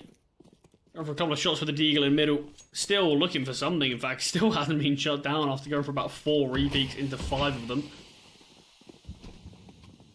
Actually just going to push this smoke by the looks of things. There's a flashbang to boot. Simple, fully blinded. 2 for 2. But Andu gets a couple onto the bomb site, and that kills any chance of this one. Raijin will push through. And yeah, that's what I mean. What are we seeing now? Well, we saw this from BC Game, where they go for... They don't force buy, and they don't eco. They go for something in between. Arcred did the exact same thing here, and they can't really go for a full buy. But they are going to. So look at the money. I mean, I suppose for Arcred, maybe you just don't want to give up overtime, so you feel like we've got to give yourself as good a buy, so you go for the eco. It wasn't even full eco. Why did the SSJ bought a Deagle? I don't know. Look, these teams are doing some strange financial decisions. They're the professionals, not me. Maybe they know something I don't. Maybe 2 MP9s, no defuse kit, and a FAMAS is actually a much better buy than a full buy nowadays.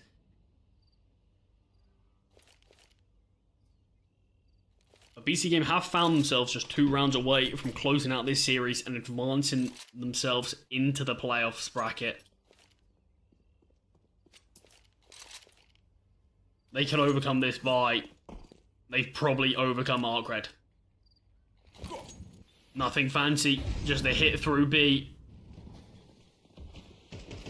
Through the smoke they go. Raijin in CT, desperately spamming away, but is fully blinded as Andu pushes through. Nexa takes down Red Z, and the final 3 Arcred players, as hard as it might be to call, you just need to keep these weapons alive. You've got to save. Give up map point to BC Game to give yourselves a chance to fight in the next round. I'm curious if we're going to see the T's hunt at all. Financially, they're in a solid position. They should be aware that Arcred, same can't be said for them. But so far it feels like BC Game are more focused on just ensuring they win the round rather than anything else.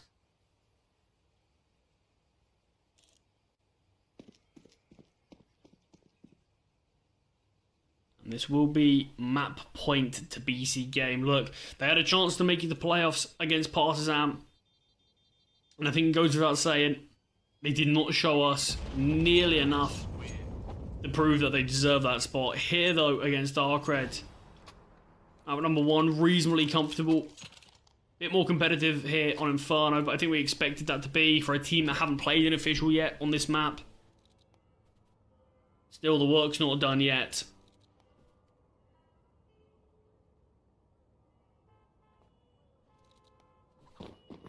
But it could be here in round number 22.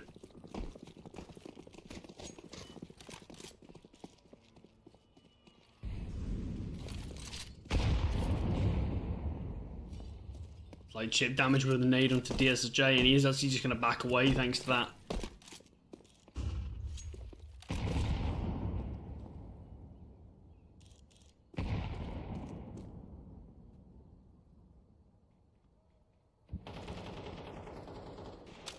I could have sort of been conditioned these last couple of rounds, just have an extra man towards B. BC Game putting so much stock into this. DSJ has to turn from the slash. He's able to, quick enough to flick back to Andu. And Nexus just feels like he has to drop the smoke. He has the bomb towards B. Raijin peeking out through library, gets an easy double. And this round certainly has not gone to plan for BC Game. Simple creeps his way up onto the bomb site, does get found by Get Jekka. And Nexa in a 1 versus 4. Hasn't actually been spotted out by the library player just yet. We'll find the first, not able to turn in time for Raijin. BC Game unable to close things out on the first time of asking. Cash is good enough that we can see BC Game buy for the rest of this regulation.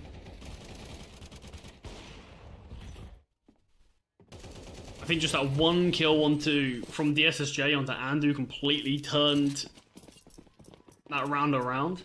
You saw Nex had to fully give up control of Banana. He didn't want to drop the bomb in a sort of unwinnable position. And then the rest of the team is just trying to sort of make a Hail Mary play up long. And hopefully see if they can find something. Surprised BC Game haven't blocks that they might be able to abuse towards A early, but Kakanito knows that DSSJ's here and instead gonna abuse him early. Last peak thrown, still 2 defenders here, Red Zen and Raijin. They have to be the difference makers, and both of them find 1 kill apiece. Raijin, if you can at least get 1 more. She won't be able to, so it is going to be a disadvantage retake attempt as the bomb starts to get planted, but will be delayed out thanks to the Molotov. Both CTs retaking from the same position. Simple will find the first and get Jekka in a 1 versus 3 to give his team any chance here. He does find the first. Missed shot from Simple. Simple dinked down now by Kakanito. Just a 1 bullet needed from his AK. And BC Game are victorious as they take things on Inferno 13-10 and take things in this series in a 2-0 fashion. Simple again, another great game from him. We obviously had Simple and Andu leading the lines. Obviously, Simple did slow down since moving on to the second half. I think he had like 15 kills in 8 rounds. So I don't think any player can keep up that sort of level of form. But regardless, a very good game from him. And I felt like he was the big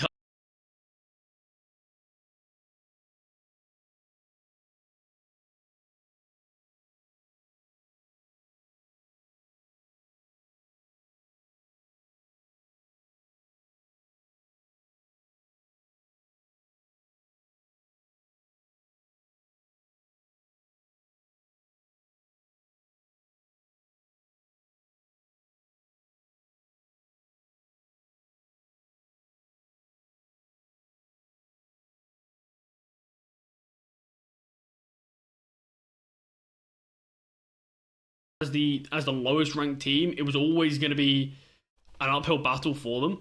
I'm really impressed by Arcred that they've actually been able to bring themselves to the 2-1 spot.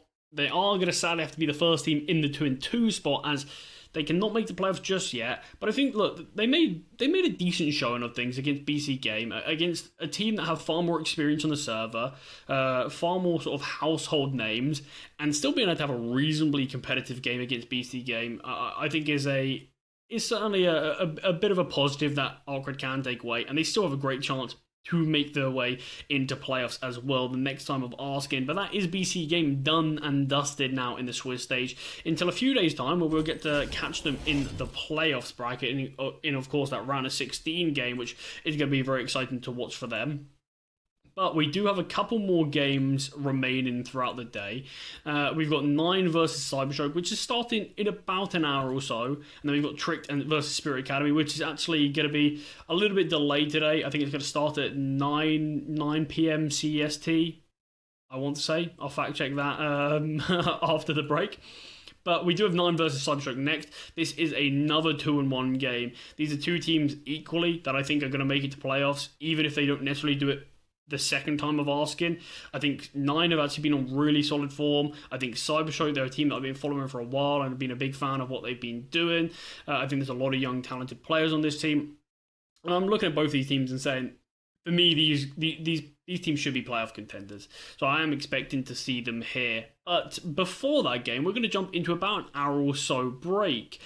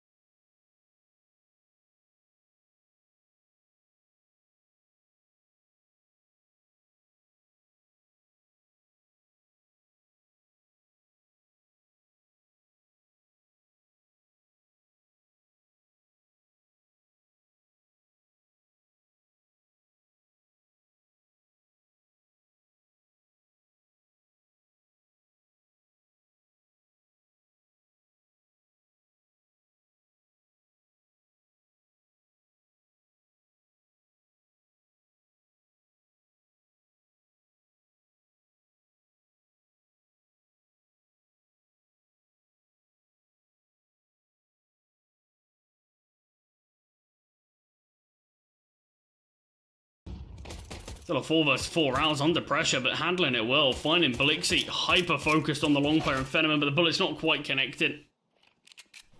Fenneman is able to get that kill on a 3 versus 3 as the dust settles. I don't believe there is a defuse kit dropped anywhere. That's a great find from Kragan on the Forester and opens up so much space. Fenneman has to make his way further onto the bomb site just due to being exposed to long if he isn't. I like the plan here from Glowin. They know they need some control, so he takes it towards short, but there's too many angles for Fenneman to deal with. Glowin loses his fight. And 9 are successful with the pistol. Kicked off with a team ace as well, and I kind of think this is as poetic as things can be for 9 right now. Because individually, look, we've seen the last few months, sort of everyone's chimed in. It's certainly not been the Fuzi show.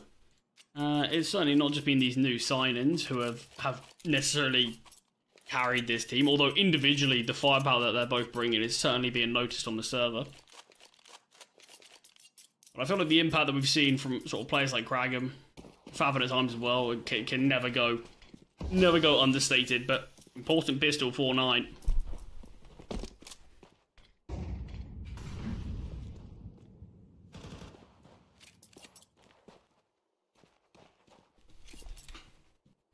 And I do think it's a bit unfortunate, this series in general, just that 9's permaban being Mirage is CyberShoke's best map, and it sort of instantly feels like we always knew 9 would get a ban Mirage. But it's just difficult, that CyberShoke map that they often do rely on has just instantly been gone from the pool.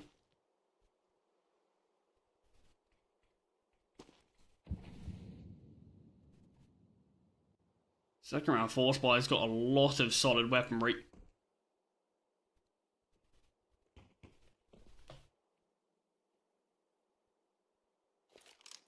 And CyberShoke have actually snuck their way up shore. Uzi is primed onto the A bomb site with an M4, but he doesn't have a huge amount of utility. We'll drop out that monitor delay, and Sedgwick finds Forrester in middle. 100 damage dealt to Blixie already, and Router's nade will finish him off.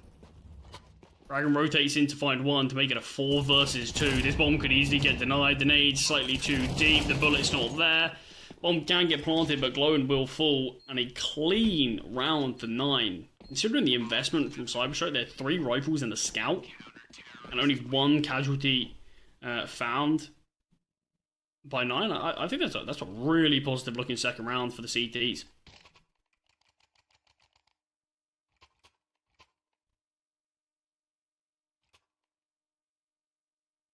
With the bomb plant, with the loss bonus increasing, CyberShoke is a bit of a deco round, I say, as Fenneman actually sells his deagle to bring out a Scout. The chance of winning the round isn't exactly high, but this is where CyberShoke, they couldn't do it in the last, but if they can do some decent damage, they can sort of just slowly whittle away at the economy of 9. It can give them a chance to sort of instantly bounce back and try to reset them on their first round of asking in the next.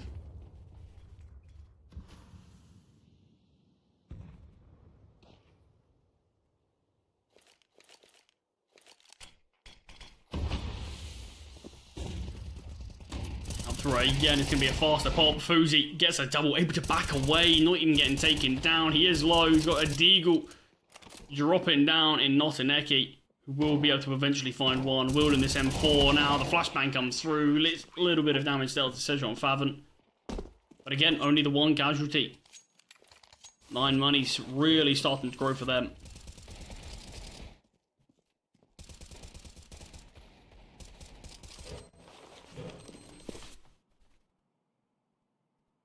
This is the round we have been waiting for, AWP on Fenneman. What a difference maker he is so often for CyberShoke. Posted towards mid early. Smoke being dropped. 9 don't even want to give him a chance to find a kill.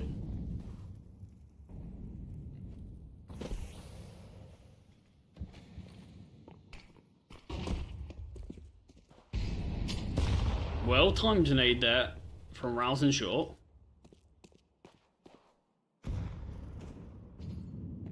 Sedgwick again with another opening kill. Through the smoke. Taking down Glowin. I don't know if Fuzi dropped a nade for him. to find the initial one, but Venom will get a kill back onto Fuzi. Blixie being sent through, Central will get found. The man advantage that 9 had has quickly disappeared. Naded the smoke, but slightly too deep. Round spotting nothing. Fabian under pressure on the B-bomb site.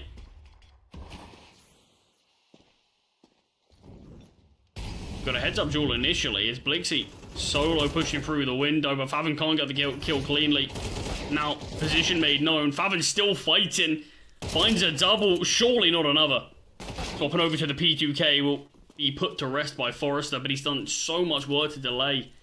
Sadly, Rouse has fallen in rotation, so it leaves Kragan in a 1 versus 2. With Fenneman get all of this info towards mid, he's more than aware it's going to be a tunnels play. AWP will find Fenneman. I said what a difference maker he can be with the AWP. 3 kills found from him.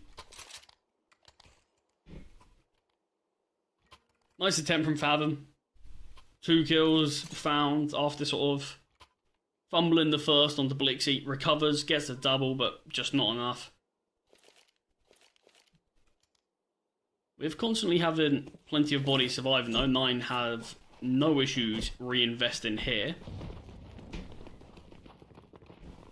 This is going to be a fast look in B from Fenneman and his AWP. See so many teams looking for this. AWP getting posted towards B early. If you can find the kill, you can just look to explode out onto the site. Even if you don't want to, it's a good way to find an opening kill. And just back away and play the round out man advantaged.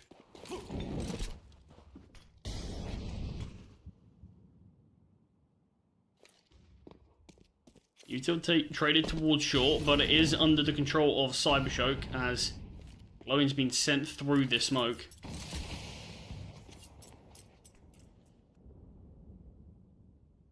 A lurk smoke thrown out towards B. Fuzi might not be ready for Glowing's angle here. Certainly will be now that the flashbang's been thrown. And the CT's dropped a smoke themselves. So it's just a util game right now, but both teams have used the majority of what they have. And with 40 seconds on the clock, CyberShoke are going to be lining up for this playthrough A. Look at Nostaneki. Snuck through this CT smoke. There are plenty of CTs nearby that could take him down. Nostaneki will find the first. Over on A, Fuzi misses a shot with the AWP. Trades do come through and it ends up being advantage 9 as Kragan finds Forrester towards long.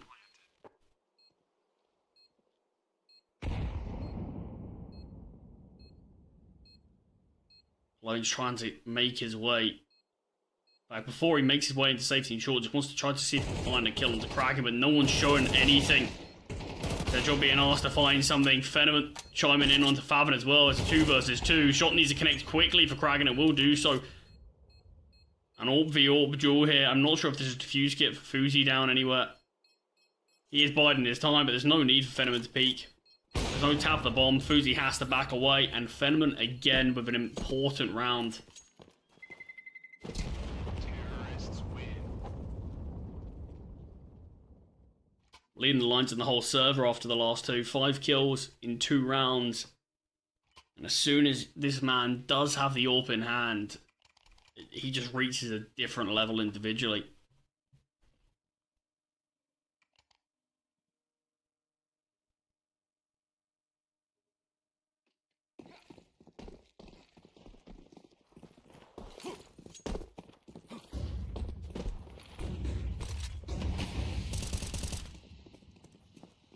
Out through long quickly is Forrester, and Kraken cannot get back into safety. He's already been found. CyberShoke could just sort of speed run their way onto this bomb site, and they are going to. Forrester continues to advance. Flashbangs to support. Rouse tries to get sent through the smoke, but taken down. The CTs have no choice but just to save this one. Entries are too strong from Forrester. Blixie on this lurk through B is punishing. Missed shot again from Fuzi. As it feels like a scary prospect to try to save. Fuzi needs to find the kill into Blixie. Will be able to. Look at the T's on the minimap. Instantly looking to hunt towards this position.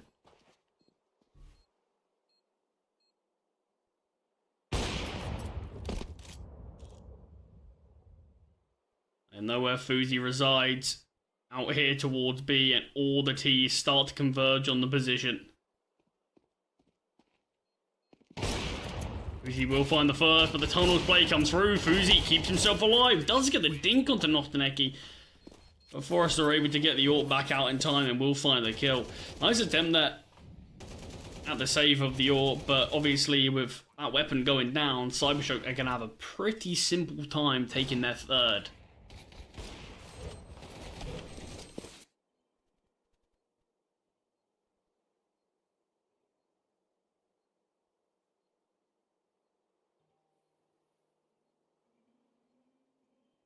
And 9 are just taking a bit of a break. Going for a tactical pause. CyberShoke should have an easy time finding the next.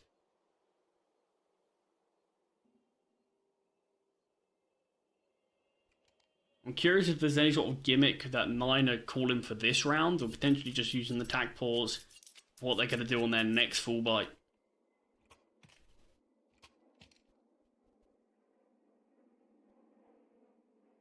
It's just an upgraded pistol round. Not really any util being purchased.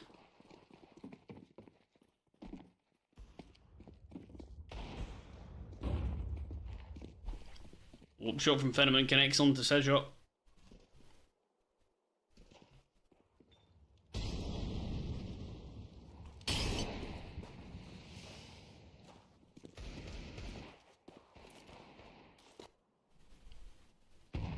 CyberShoke themselves haven't exactly had a round where they've been able to grow a huge amount of an economy. This should be the time where they can look to do so. Main goal, just don't take too many casualties in this one.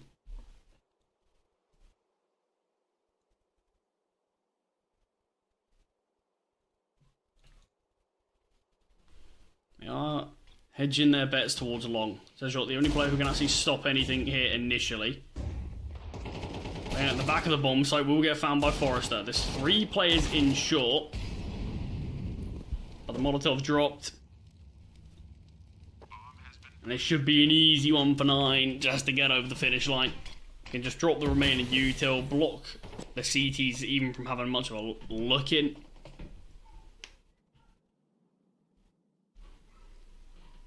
I just don't even really know where the kills come from in this round for 9. Favin's starting to have a bit of a look. We'll just back away. CyberShoke don't even need to show.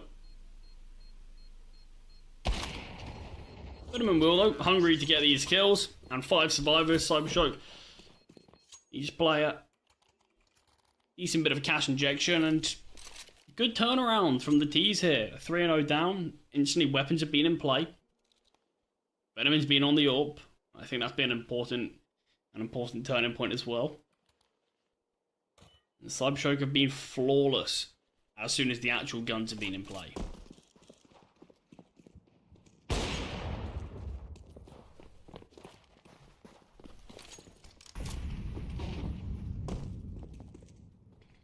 Or the boost play from Fuzi.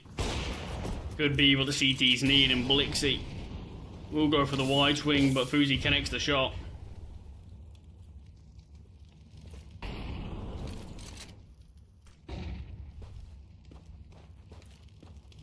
We have actually seen 9 player a pretty good amount of dust actually.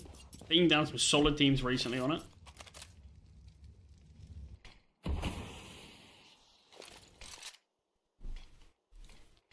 But I think that was the trickiest part of this veto from CyberShoke. Because even Overpass, which CyberShoke have actually played a few times, look pretty good on it as well. It's a map that 9 have also been willing to play. CyberShoke have an okay Ancient. So do 9 though, and it sort of just felt like there was no real good map pick that CyberShoke could have picked here.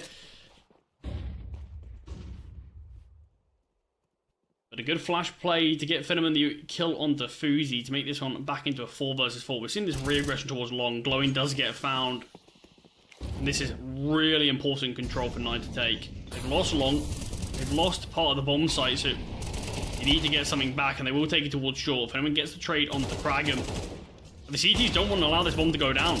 They want to fight before the bomb can get planted, and it leaves Fenneman now in a 1 versus 1, swapping over to the rifle, looking for the kill, but low ammo. Up against Favon, who tries to back away. Fenneman finds the kill, and a 4K from Fenneman. He is on a tear on Dust 2. Started off with a great boost plate to get Fuzi the first kill, but you can see the CTs, they know that they're heavily advantaged there. And they just want to stop CyberShoke from getting a post plant. They don't want to allow them to settle. So they tried to press the issue, but in doing so, it all unravels.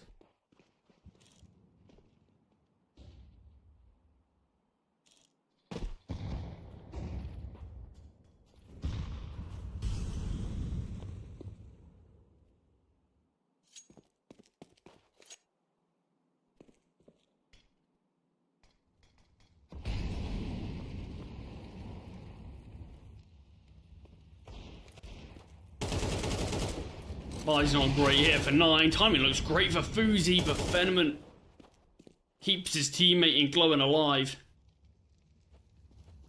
And Forrester taking down Rouse towards long.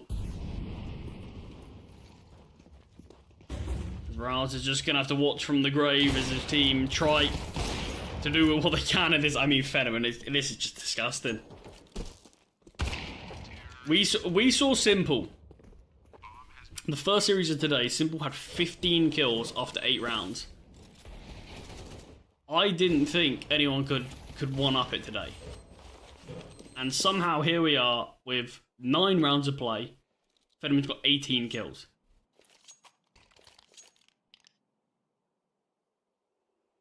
What an unbelievable performance we're seeing from this guy. And I think if he can keep this form up for the rest of the game, but unless someone on 9 can step up to a similar degree, I just don't know what 9 are going to be able to do, because this is unbelievable.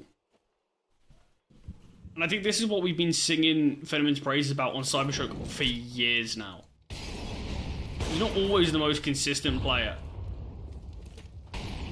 but he's undoubtedly got potential.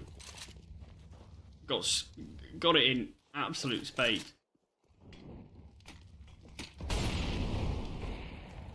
Blowing under pressure here in short again. He's just going to relinquish his control of this portion of the map. As 9 look to retake it with both Sejok and Favon here. Fuzi finds the first. Fuzi will take down a second, and this is what we've needed. So that advantage has flipped now. Fenneman goes down. Too long he took to wait for Fuzi to push through the smoke. Now that the bomb's dropped here, this one does get unraveled, and Notaneki. Not a lot can be done. Players line up. Does a lot of damage to Sejok as well. Ends up being a team kill from Fuzi. But 9 finally can break the streak of CyberShoke. The first full buy victory for 9. And now with just 2 rounds remaining here in this half, they've got to hope that they can continue this.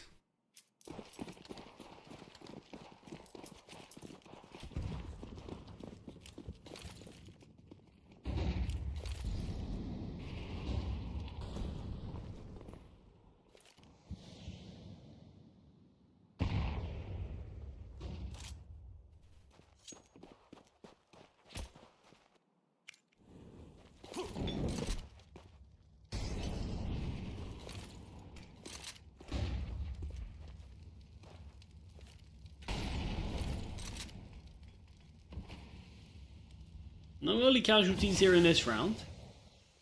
Both teams still going to have to wait. Play this one out patiently as CyberShoke, again, look like they want to go for a playthrough A. Kragan could stop this, though.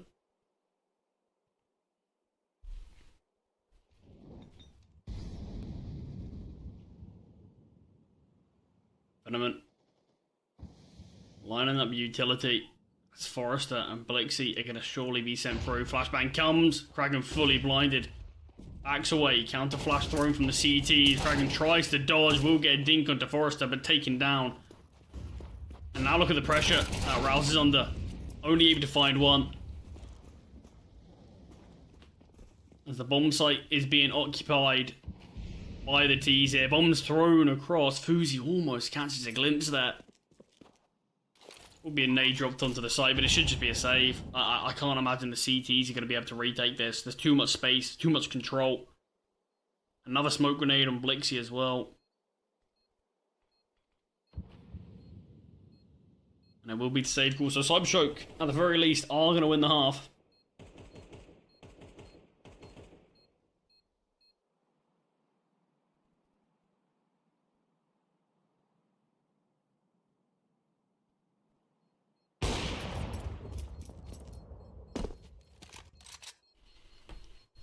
We will get a kill onto Blixie, who tries to have a bit of a search for a hunt. Honestly, I don't think it matters too much for CyberShoke whether they remove these weapons or not. I think for the most part, as soon as the weapons have been in play, CyberShoke have, without a doubt, looked like the better team here on Dust 2.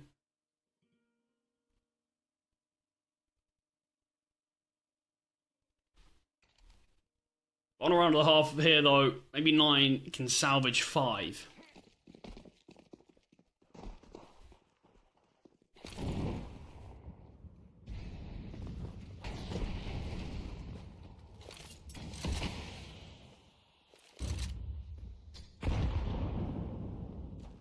Bit of a different look in this round. You still see this sort of triple B play where you got Fenneman with the AWP.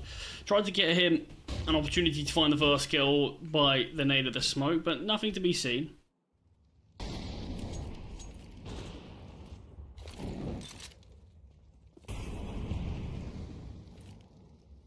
Fenneman still posted towards B, hoping someone makes a mistake.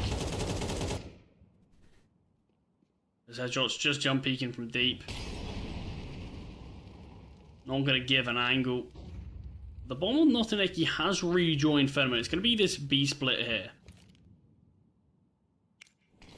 Mid to B smokes come through. Molotov dropped. Faven spotted and found by Notineki. And Sejot under pressure. Searching for something. Not wanting to be trapped on the bomb site, but will get found. And what a perfect call from CyberShoke. And brilliantly executed. Uzi and Faven, of course, they're going to give this one a go. It's the final round of the half. The B bomb site itself is hard enough to retake. Chance of this coming through feels limited. Glowin finds the first. Fully blinded is Fuzi, and Forrester confirms the 8th for CyberShoke. I mean, look at the sort of rounds there you see. It's just the first 3 going the way of 9. 8 out of the final 9 in CyberShoke's favour. And, I mean, it goes without saying, completely spearheaded by Fenneman. 18 kills in the first half of this map. He's looked unbelievable since bringing the AWP into play. The rest of their team playing the game plan perfectly. Not necessarily getting as much spotlight, but I think the work that they've done, the decision making's been very good from CyberShoke. Mid-round calls have been spot on, and the executes have been really well oiled. And 9 have just looked a little bit outclassed here on map number 1 of this series.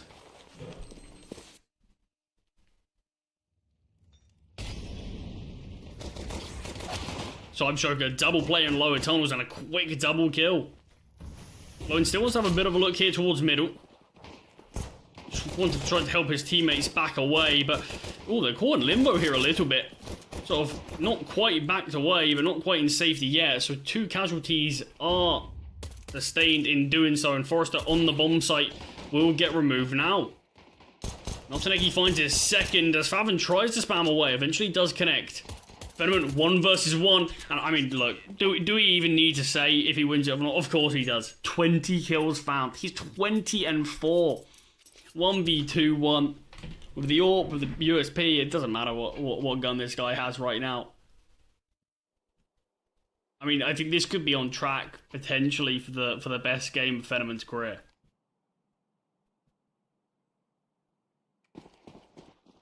It is going to be tough to beat, actually.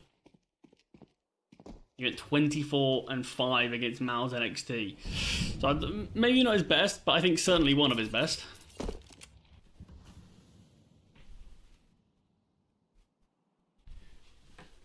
CyberShoke, though, they're certainly knocking on the door of the first map in this series going their way.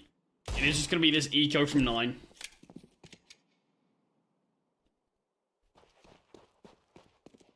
They want to play with the guns in hand. But it will mean likely giving up double digits to CyberShoke. You used to see this play that certain AWPers used to make. You don't see it as much anymore. I know Guardian used to do it quite a few times. But if you win the pistol, sort of buy very little. Buy armor, maybe a pistol, probably a USP though, and just try to win the round and keep yourself alive. And because chances are it's a second round eco for your opponents, your team should be able to clean things up. And it just means you don't need to invest it in M4, you don't need to invest in an SMG, and you can just save the money to bring out an AWP. I would have minded Fenneman doing that, but I think he's just playing with so much confidence right now, it doesn't really matter what gun he has. Forrester gets a double, as it's a clean sweep from CyberShoke against the anti-eco.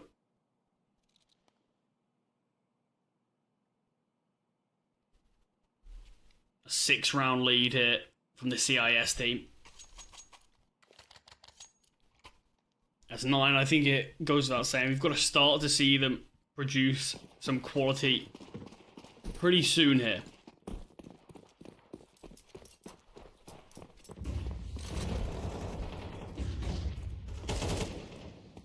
Early kills here in middle as CyberShoke take the fight aggressively, but it has been an even trade. Fenneman and Notaneki still feel like they want something to say about this. Notaneki has a bit of a glance towards top mid, but spotting out nothing, will back away and join his teammates towards short. CyberShoke are in position to stop what is going to be this playthrough away. Still comes down, the flashbang. Not great, slightly too late perhaps.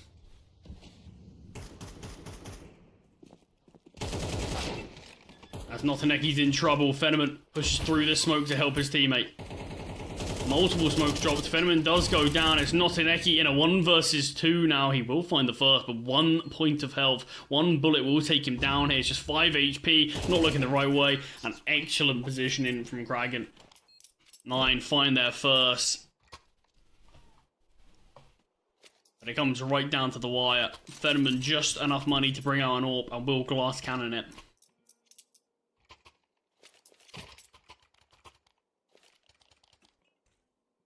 He doesn't have that luxury just yet.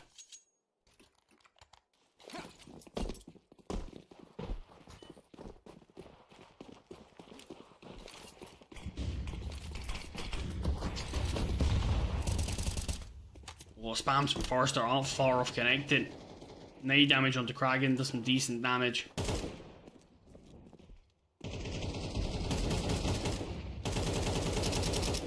Long has been taken from 9. Look at Sedgshot though. He's towards lower tunnels. You've got Glowing in short that could take him down, as well as Blixie, who's flanking Sedgshot. Well, Sedgshot will find one. The trade surely imminent from Blixie. We're quite fortunate that we see Sedgshot even find one. Fenneman gets a kill with the AWP before getting traded out. Forrester here at car, able to find one. And Rouse just has to try to push through the smoke if he wants anything. Just behind this, 3 players to find. Notaneki's still lurking around, so he will be taken down, but 18 points of health. And the leader of 9, who will eventually get punished and shut down. AWP has been saved.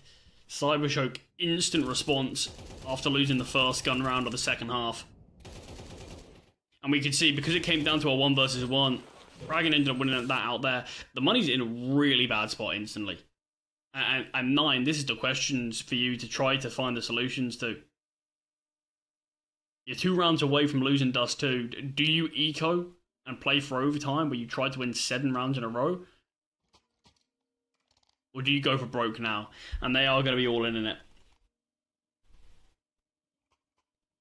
I don't think there's necessarily a right decision for a buy like this. I feel like at this point in the game, the panic alarms are ringing out. And it sort of is starting to get to do or die. So, 9, they They sort of need to do something in this round, otherwise 12 will be found.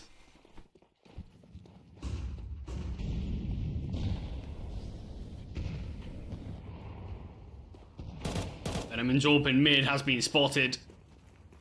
No kill on either side just yet, though.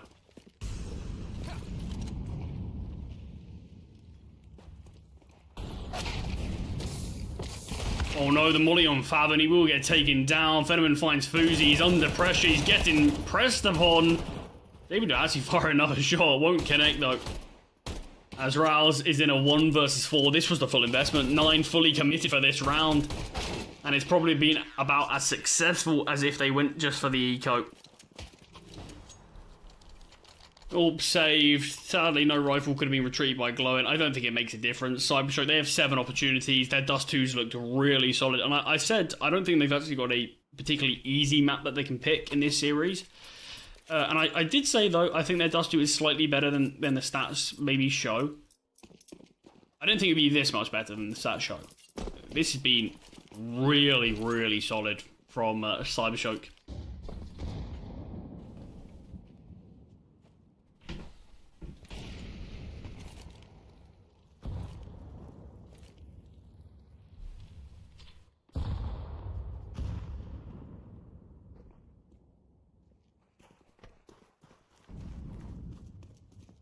Nine, even a bit hesitant and reserved about taking space in middle, finally will do so. Blixie gonna have a lot of bodies coming his way. Molotov to be dropped. Smoke grenade thrown out as well, but Blixie might not realize how many bodies truly are here. Flashes get thrown. Blixie will dodge the vast majority of them. And him and Notaneki do hold. They have the round and the game in their hands. Fenneman even finds one through the smoke. Forrester, sorry. As it is this 2-man advantage. But they're not ready for Fenneman here. They don't know he's on the bomb site. Rouse gets taken down for free, and it's all on Faven. Dust 2 is done. Faven will be found by Forrester through the smoke. And what a great performance from CyberShoke. I mean, look, don't get me wrong. A lot of it is sort of carried off the back of Fenneman's unreal performance. And I think that can't go amiss. Forrester had a good game, though. I said that he sort of struggled a little bit individually since joining this CyberShoke team, but he definitely had a lot of impactful moments alongside Fenneman. Certainly not to the same degree, but I think even if you take Fenneman's kills out the equation, I think the game plan was very good. I think the T side looked super strong from CyberShoke. I think the call-in from Glowin was spot on today, and I think the decision making as to where to hit the util and the site takes were just fundamentally very, very good. And I think when you're backed up by individuals like we had on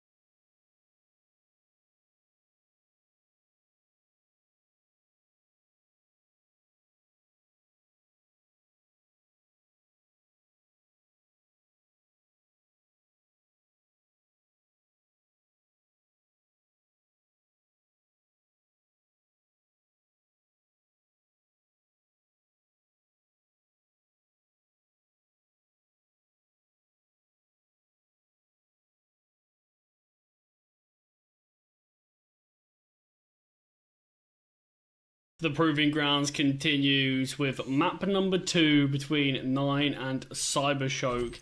Map number 1 was a bit of a bloodbath, and Phenomen was the one dealing most of that damage. Let's see if he can continue that level of form, which I'll be amazed if he can, over here now on the second map of the series.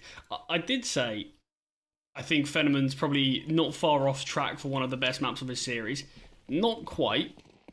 The second best map of his series. Second best map of his career, sorry. So 9 are probably just going to have to look at that game and say, yeah, look, we just got Phenomen diffed in that one. There's not a huge amount you can do about it, but the pistol round has gone reasonably successful for 9. They are the ones in the man advantage. And even more fighting towards middle, both Phenomen and Blixie have been tagged down. Phenomen still finds Fuzi low HP and he still manages to get that kill. Bomb has been planted. There is a defuse kit on Phenomen, but health is going to be their biggest concern. Flashbang does get thrown. These instant headshots can come through. There's always the chance. Phenomen does get taken down. That's the defuse kit. Great find from Blixie. Has to force this fight. Tap. The jiggle comes through. Blixie's second tap has to connect this shot. Won't be able to. 9 do win the round. Rouse with a nice double kill. And 9 secure an important round for themselves. Look, they won the pistol in map number 1.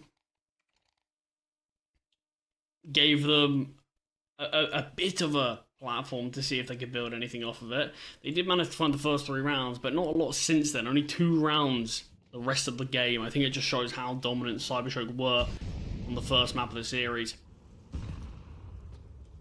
But my prediction for this game was going to be that we'd make it to 3 maps.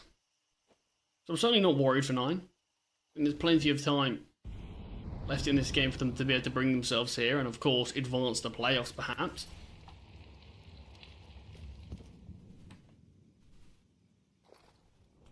Shouldn't be any issues in terms of converting this one for the T's.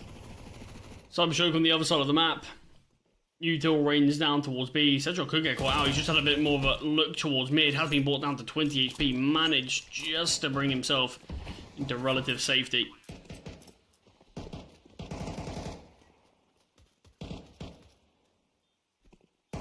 Now that 9 know where all these players are,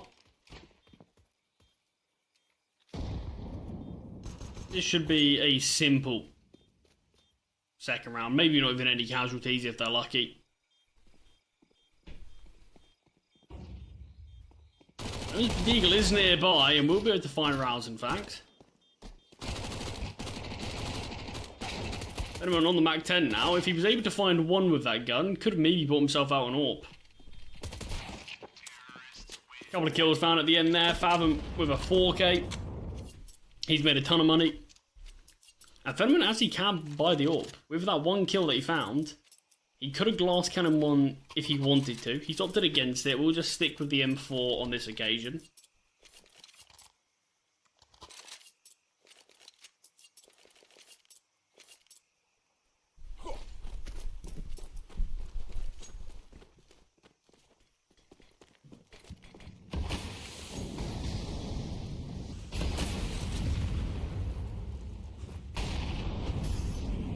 CyberShoke have favoured the CT side when they've played this map. Had some decent success at both sides, but mainly in recent times they have been sort of just slightly favouring the defensive side. So it might be important for them to have a good start here in the first half. But not going to be a great start in this round as Forrester does go down. Plenty of fighting here in middle though as Phenomen and Blixie chime in to make it a man advantage for CyberShoke out of nowhere. And I say CyberShoke favour the CT side. 9 also quite heavily favour the T side. So this first half could have a lot of action for both sides.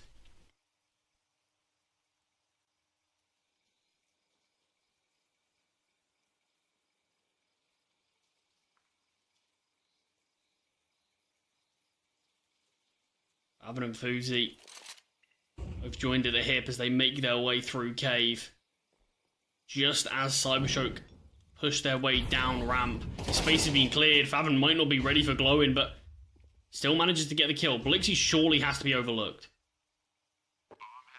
Bomb can't be denied, and Fuzi can't be taken down either. Information gained up where Blixie is, his positioning that I felt like should have guaranteed him a kill somehow has found nothing. Blixie's taken down and Fenneman will fall shortly after. That is a real fumble from CyberShoke there.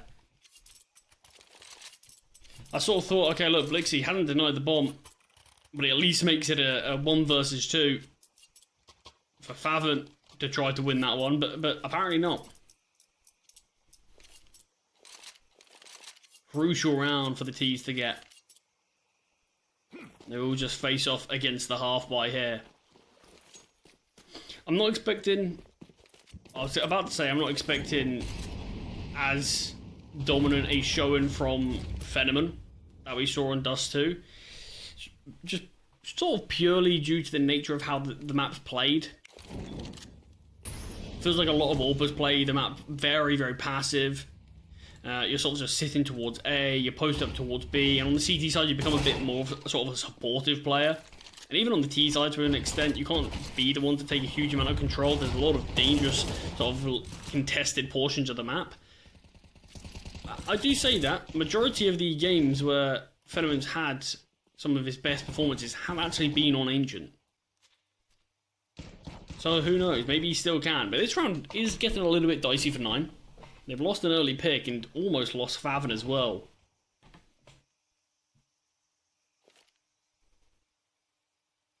He's just going to be jiggling. I believe the shadow was spotted. Certainly was the second time.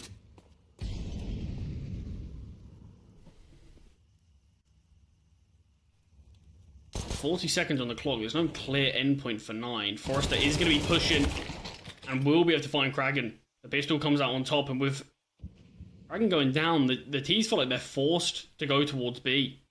You have a 14 HP Faven, a half HP Rouse. It's all on Fuzi with the HP advantage, and he gets dinked down to 2 HP. We'll find the first kill, though. Still, this push is coming. Nosaneki wants to crunch onto Fuzi. Does find that kill, and you've got 2 tagged up T's with 13 seconds on the clock. Bomb still has to get retrieved. Finally has been picked up, and the digits have to be punched in. Fenneman could deny. Anyone could deny, but slowly CTs might have taken too much time on a 1 versus 1. Forrester comes out on top of the 5-7. CyberShoke win a half by.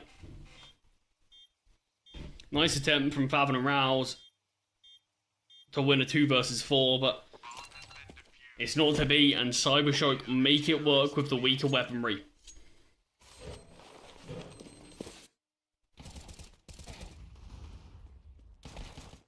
I think it's sort of as soon as Fuzi doesn't find the first kill cleanly, that's when you know you're in a bit of a scary situation.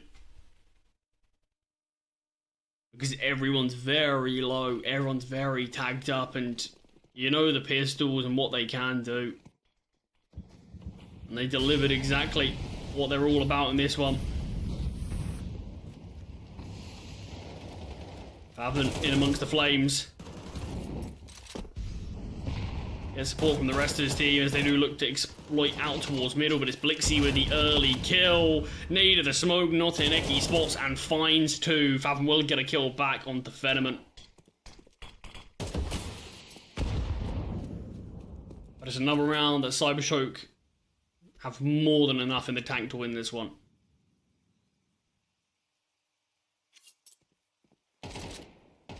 Faven just threw the smoke. Is Glowing even going to consider? Are we just going to see 2 players next to one another? Glowing will have a bit of a look. And Glowing does find Faven. I mean, a lot of players do sort of sit in that smoke and play that angle, so it's not surprising that Glowing does consider it. And Fuzi being tagged up so heavily will be able to be found. And tactical pause now from 9 as they might be getting a bit of deja vu. They found themselves 3-0 up on Dust. And we obviously all know how that one ended up going. I think trying to stop anything from CyberShoke before it really gets going is going to be the main goal of 9.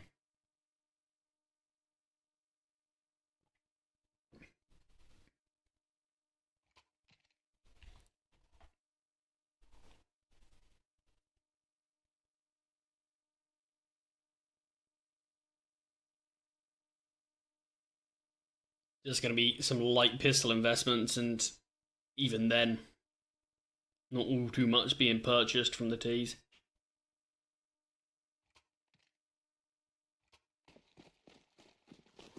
I do like the rounds. I feel like it probably has slightly more potency on the CT side. I do like the rounds where you just see very little invested, but maybe a couple of flashbangs.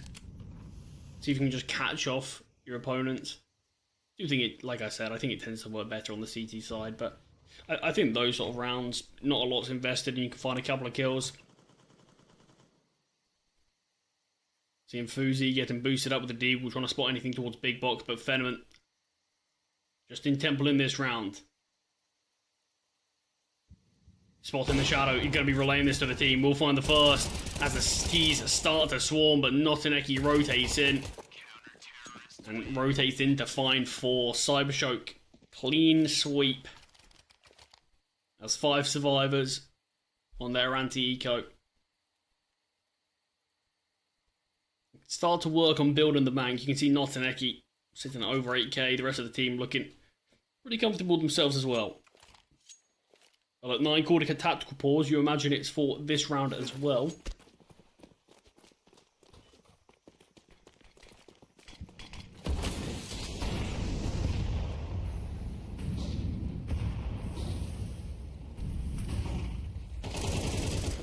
Fighting in middle, we got a fully blinded Kraken here, but the jump actually allows Kraken to find one before going down. The issue is we also had fighting toward B lanes.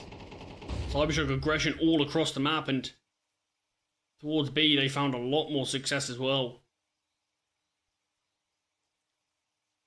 Again, very quickly into the round, it's a 2 versus 4. Whatever 9 used their tactical pause for, it got snuffed out. Lexi on the jiggle, drops a smoke and a flash. Will look to fight this, and quick readjustment onto Fathom. Look at the confidence of someone like Blixie. I mean, Glowin finds the kill into middle, but Blixie just instantly finds the kill into Fathom and shifts through the smoke into cave that he just thrown.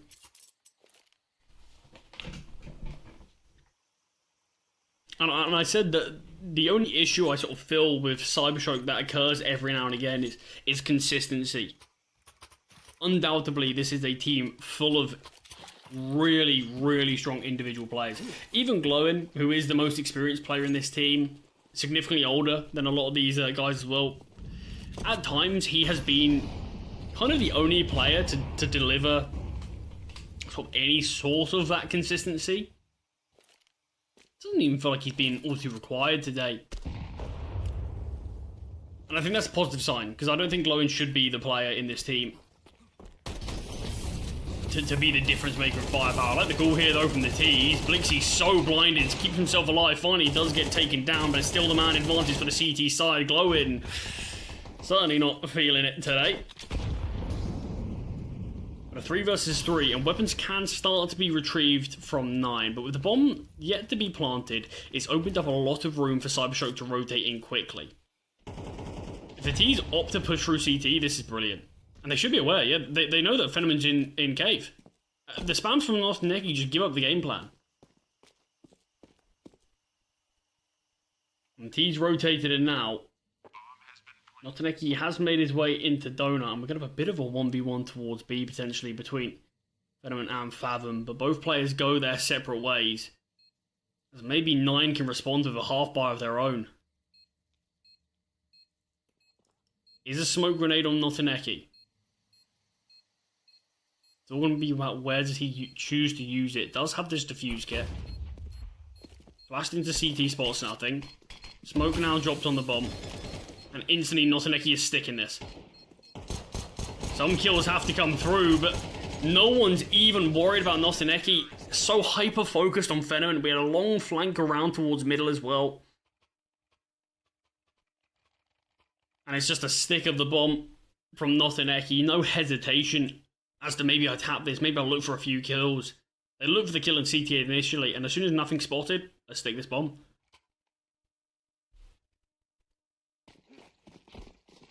Great chance for 9 to find their 4th and level up this game once again, but it is going to be very reminiscent of map number 1, and we do see quite a hefty streak from CyberShoke off of an 0-3 start from them.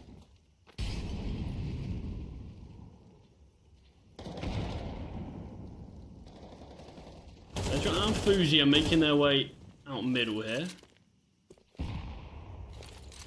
Steps are being heard. I like the stone up setup that we're seeing. Fuzi baits out the AWP shot of Phenomen. Flashbang thrown. Believe the steps should have been heard from Nothing Eki, so 9 should have a relatively decent idea that there could be 2 players out here towards the A-bomb sites. Glowing. Aggressive down ramp finds 1. She's got the awareness that another player is just tucked in the corner. I think spotted a part of his leg, but there's no easy way to kill him from that ramp position.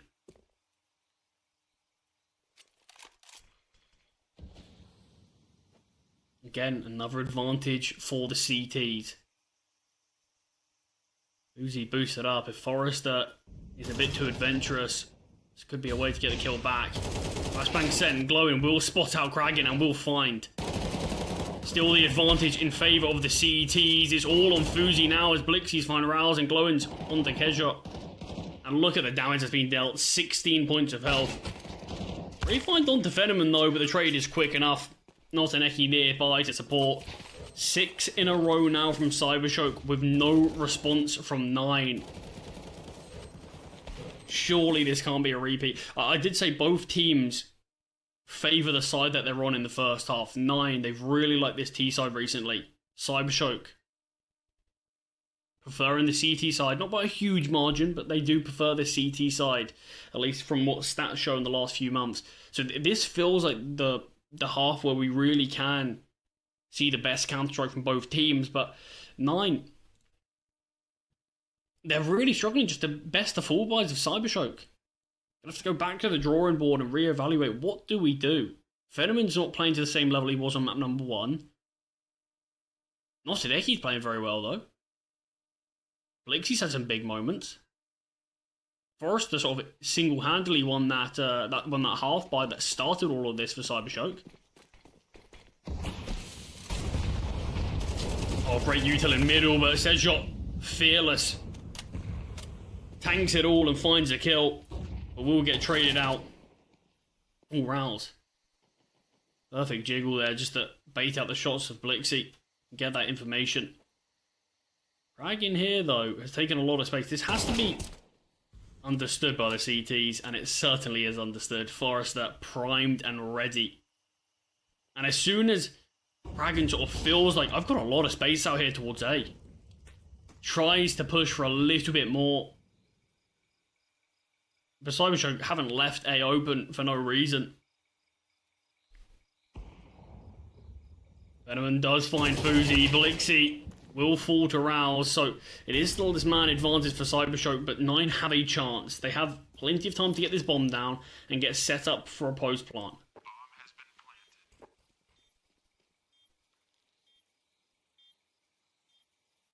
planted. Rouse drew eagerly in here and Gay. Phenomen jumps across, but Forrester is found. Phenomen's tagged away. Utility throwing. Glowing has to clear the cubby. Won't do so. Has overlooked this position, and it's Phenomen in a 1 versus 2. Will find the first. Hot shot fired. AWP not in play. It's the USB despite the low HP. Fathom will find. Phenomen drops, and 9 deny 7 in a row, and they finally find another round on the board.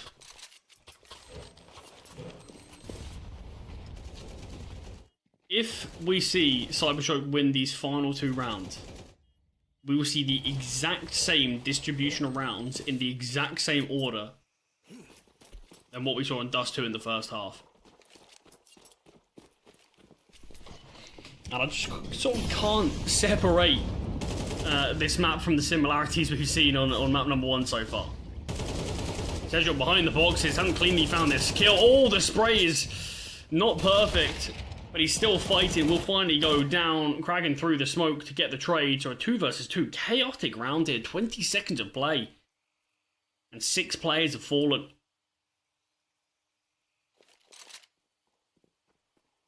And he's been a part of almost all of these 2vx's.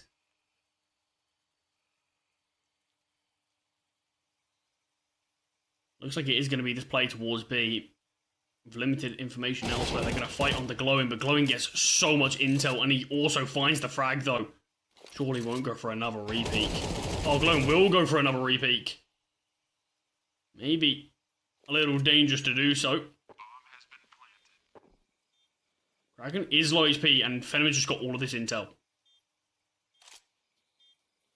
How quickly does Fenneman realize that he's wrapping around? That's going to be the real question. The smoke dropped on the bomb. Kraken will make his way back, and Fenneman just taps this.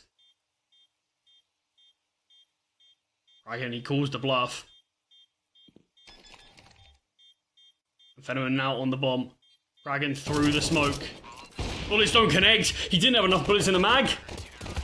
And another defuse where it just gets stuck. CyberShoke are piling the pain onto 9. That is so unfortunate for 9. Just not enough bullets in the mag. He knew roughly where the bomb was. Knew roughly where Fenneman was. I think 5 extra bullets. 9 win that round. Final round of the half, and 9 are going to try something different. A bit of a pace change towards A. Fenneman spots out the early flashbangs. Will miss the first shot. Will repeat back into it, and easy kill into Fathom. Fenneman has been shot down, but it's Forrester to find a couple of kills. Plenty of bodies dropping early, and as the dust settles, Sejol in a 1 versus 3. Able to isolate the first player. We'll drop this Molotov, spots out Blixie, but the instant headshot comes through. And we do see the exact same distribution of rounds in the exact same order as we did on map number 1. Whether things are going to finish the same way is a different question, but it has been a brilliant first half from CyberShoke. And it's again, they are just looking like the better team today when these guns are out. When it comes down to these clutch moments, and we've had a lot of them in this game, CyberShoke have just stood taller.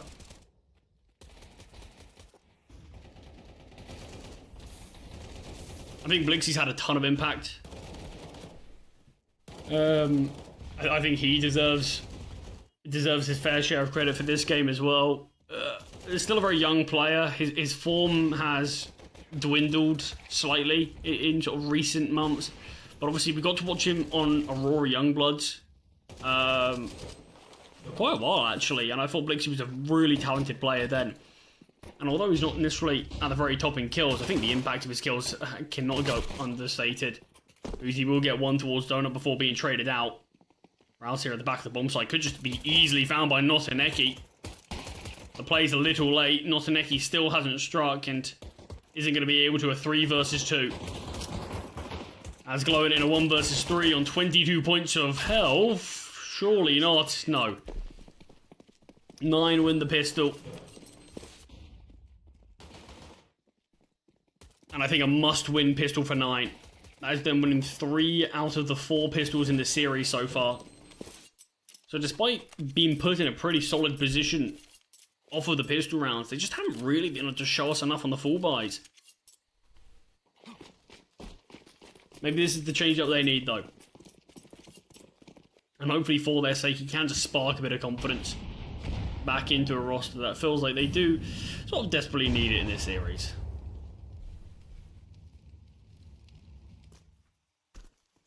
And it should be known, CyberShoke are boot camping. They've been boot camping for a little while, actually. Sort of since the start of the Proving Grounds, we've seen them at this boot camp.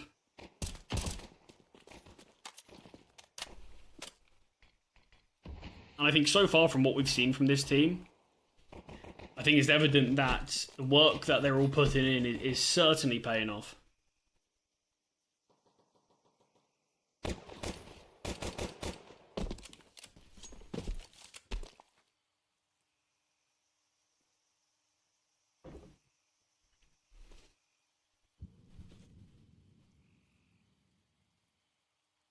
Just going to be a slow round here from CyberShoke. Burn as much util as they can. Looks like we're going to see potentially an attempt at a play through B. And Blixie might look for a bomb plant on A. He's actually looking for something a bit more actively here. I think maybe just trying to show the bomb so the T's can push out. Rouse can't get the triple. Swaps to the USB though. Makes life difficult for Forrester. A ton of money made there from the MP9 of Rouse. But weapons are in play again. And we know the difference maker that this has been for CyberShoke. Not interested in any of these half buys, any of these force buys.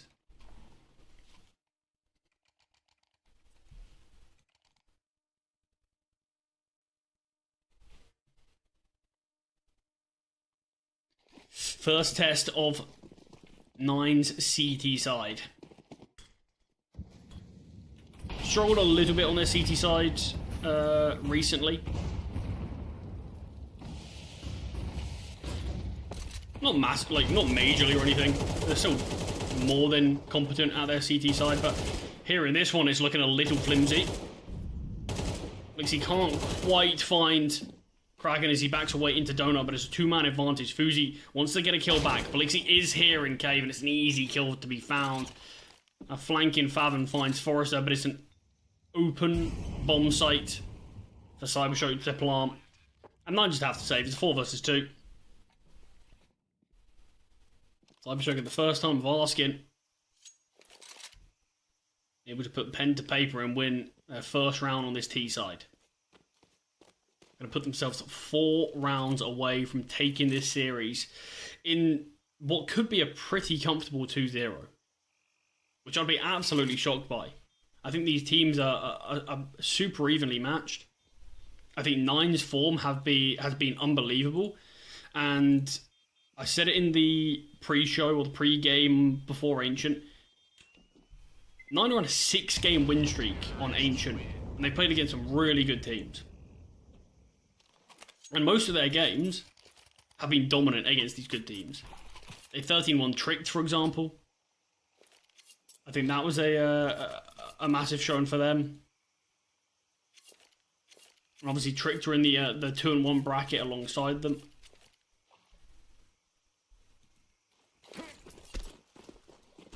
Just sort of still waiting to see some of the evidence that Nine have got this 6-game win streak. Just right now, I just don't think they're showing us enough. Great util damage though.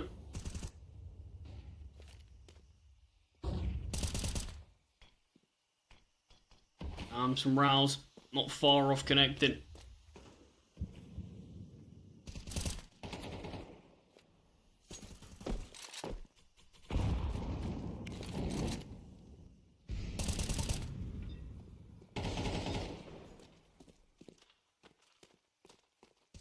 Horus is taking some deep space here towards Red Room.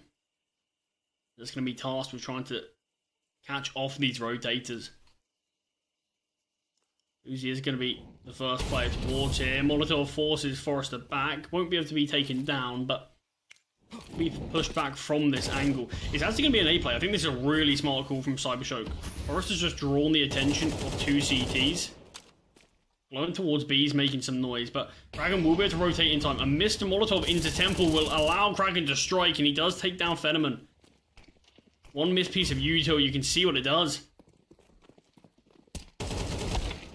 Players rotated in, and they're just picking apart this offense from CyberShoke in this round. A couple of kills have been found, surely not. Mistakes are being made. Sedgwick able to creep his way back into Cave as Glowing's not ready for Favin in CT. It's not ready for the extra man in all of these positions, but Nine around that looked so clean for them.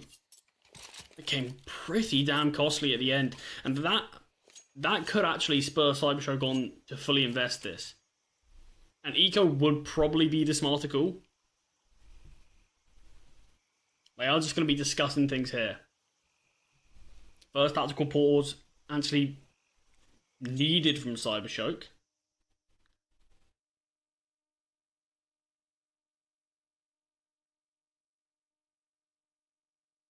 As you can see, realistically, everyone but Blixie can buy. And CyberShoke are going for it.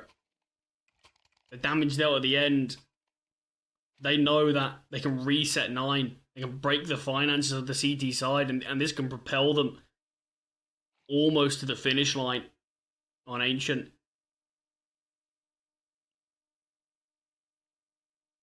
The make or break round. Notaneki's actually taking the hit and dropped an AK over to Blixie. Just going to be playing with a Desert Eagle himself. Lowen will find the first kill onto Favon. The flames could force him forward though. Great HE grenade rouse. Heavily tagged down from that. You can see what it's done to the rotation. Look at the CTs. Swarming towards this B side of this map.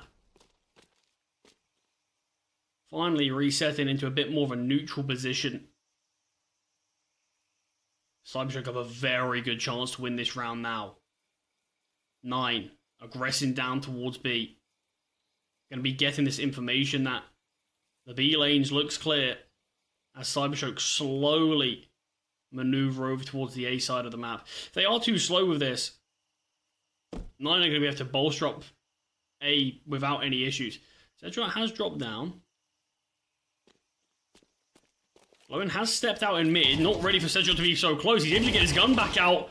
Will still go down though. And it has actually drawn a second player over towards middle. Kragan, in Temple like he was in the last, had a lot of impact there before. Nade of the smoke exposes nothing as the bomb starts to get planted.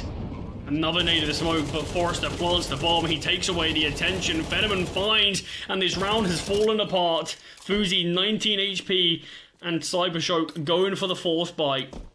Knowing what 9's economy looks like and what it could mean for the rest of this game. It is scary times ahead as Fuzi towards B main. I don't know if Notaneki would have heard him. Oh, it certainly looks like they have. All the T's swarming. Still shifting it. Not going to be cleared out the first time of asking, but as soon as he pops his head up, Blixie finds, and CyberShoke find 10. Favon's on 1.5k. I mean, look, it's understandable why 9 are using the final tactical pause. It's 1.9k loss bonus. There is a world where if 9 do just eco, we can see a buyout from everyone, probably but Favon, who will be playing with an MP9, something similar. But we can see a buyout if 9 want to. It won't be great. There won't be AWPs. There'll be missing defuse kits. There might be limited utility. But they feel like it's worth going for the full investment here. And it's not a great buy. But it does scream that something aggressive could be promising for the CTs here. Maybe trying to get in the face of your opponents might be what does the trick. We know what the MP9s, the 5.7 can do at closer range.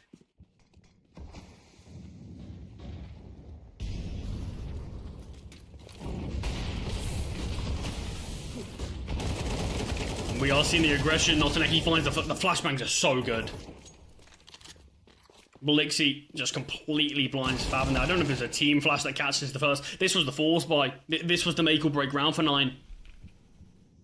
I haven't found a single kill. Notaneki on 1 HP, but he's walked away with 3 frags to his name. And CyberShoke are on 11.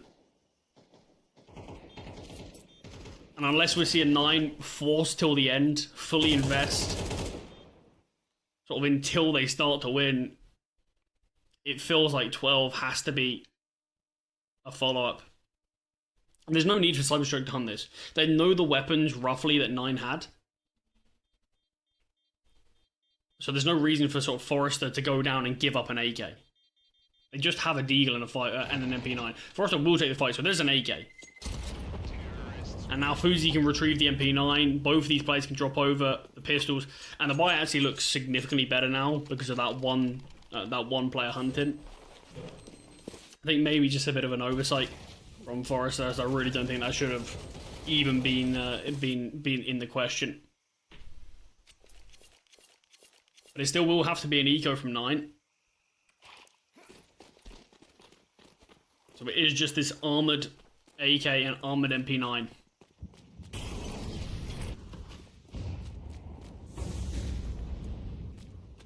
All this space taken for free in middle. CyberShoke know that there's not the util for their opponents to actually fight towards this portion of the map. Oh, the boost, and look at the nades that follow up from it. Fabian and Rouse barely clinging on to life. Boost has been spotted. Forrester pushing down. Does even more damage to Sejot.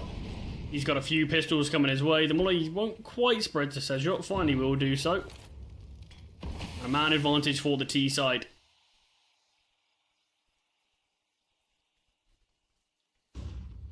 As it's going to be a playthrough A now. Forrester's got the rotations. There shouldn't be any funny business going on. Kraken might just want to save this AK into the next.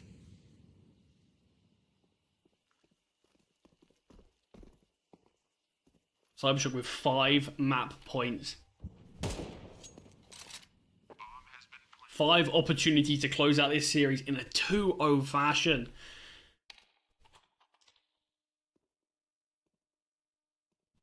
I mean, I've said I've been a big fan of CyberShoke for a long time. And I do think this game was going to be close. I thought they certainly had a good chance to win it. Do I think they thought they were going to win it in this sort of fashion, though? Oh, definitely not. I don't even think Nines really showed up today. And it's difficult to know whether that's just due to CyberShoke looking really solid, or Nines just having a bad day at the office.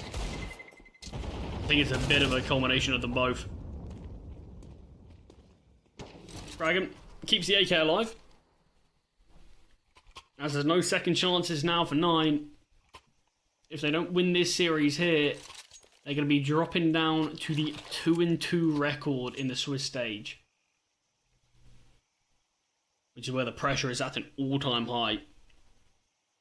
So if they want to advance the playoffs without that pressure, got to win 5 rounds in a row.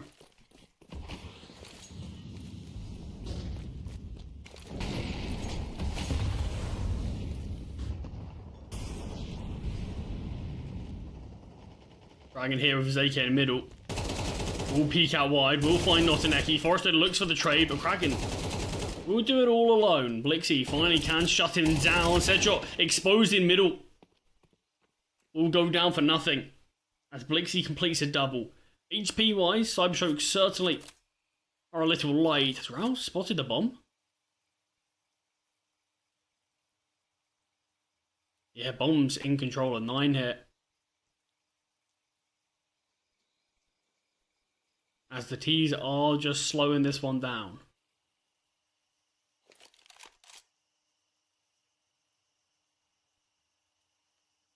Both Fenneman and Blixie are making a lot of noise. Blixie will go down first.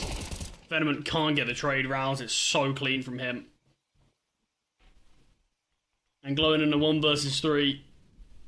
Feels like 9 have overcome the first of 5. And glowing perhaps just going for a save.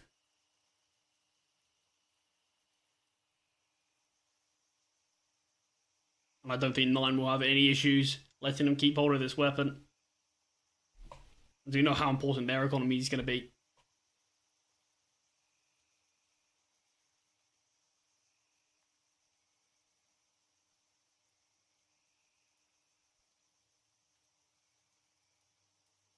But it's one push through B, spotting that bomb. Gets so much information. Rouse still needed to find the kills, and he managed to find a double.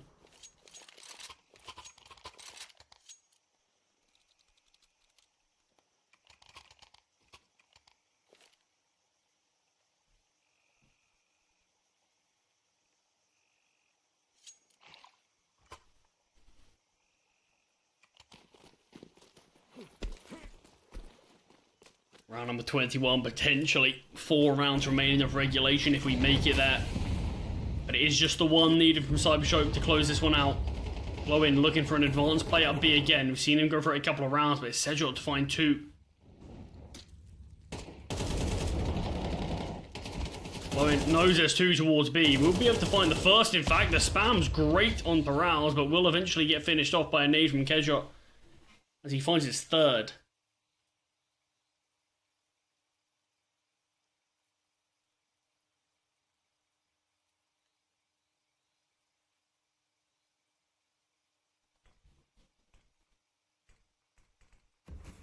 Just the early fights from Sedgehop. Being able to find a double. That's really just allowed 9 to spiral into what should be a comfortable 9th. Rouse, I love this. Look, low HP. But still just confident enough to push. He finds them both. Wow. I mean, that's outrageous. And now this is the time where 9 can actually get a bit of a freebie. It's just going to have to be an eco.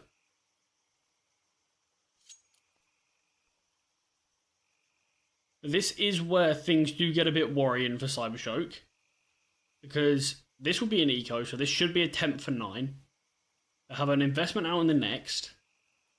If CyberShoke lose that one, sure, the loss bonus would have increased.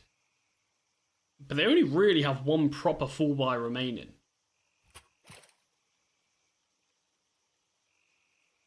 So 9 do have the chance to do it. This shouldn't be much of a contest here in this one.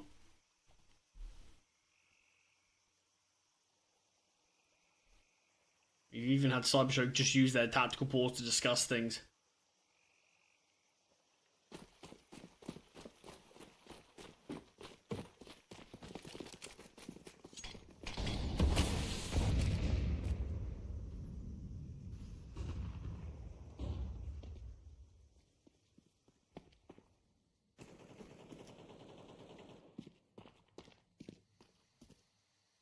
Played for A from the pistols. Kragan and Fuzi are all posted up. No one's looking towards Kragan. All want to try to see if they can take down the AWP of Fuzi. Lots of damage dealt, but no kills found. Quick one there from the T's. Like I was saying, this could be the final proper buy.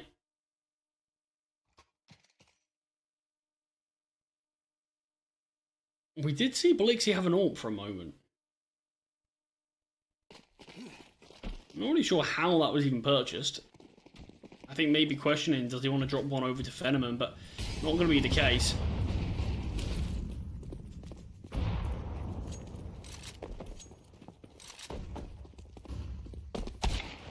Lowen taken down early from Fuzi's AWP. It's just a playthrough A without any real util.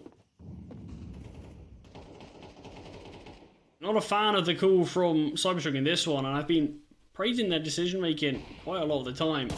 Upshot baited up from Blixie. Forrester can't find Favon. That feels like it takes away most of the chance of this one slipping away as well. Blixie overlooking Fuzi's angle, and Fenneman still towards A main in a 1 versus 4. See, a bomb plant probably would have allowed CyberShoke to get somewhat of an investment out. It feels like there's near enough no chance of that being the case now.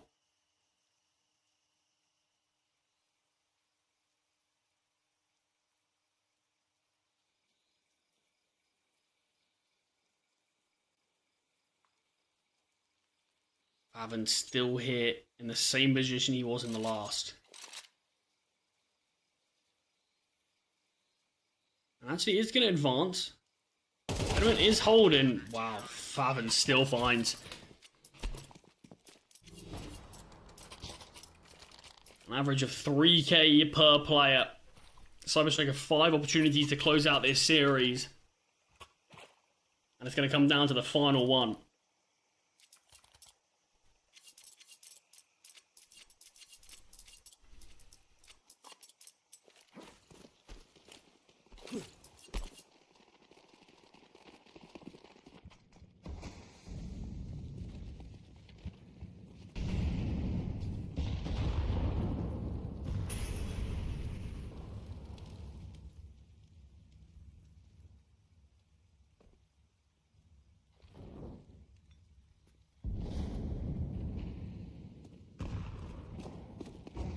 cave the T's go, and with speed they look to swarm upon B. All going to be what can Rouse find. He's the only player that's in front of these smokes. We are seeing a booster. Oh no! We see a booster, but Keshot's found. Going through the smoke, connects the bullets. And the bomb gets planted. It's a 2-man advantage, CyberShoke. Surely this can't be the round.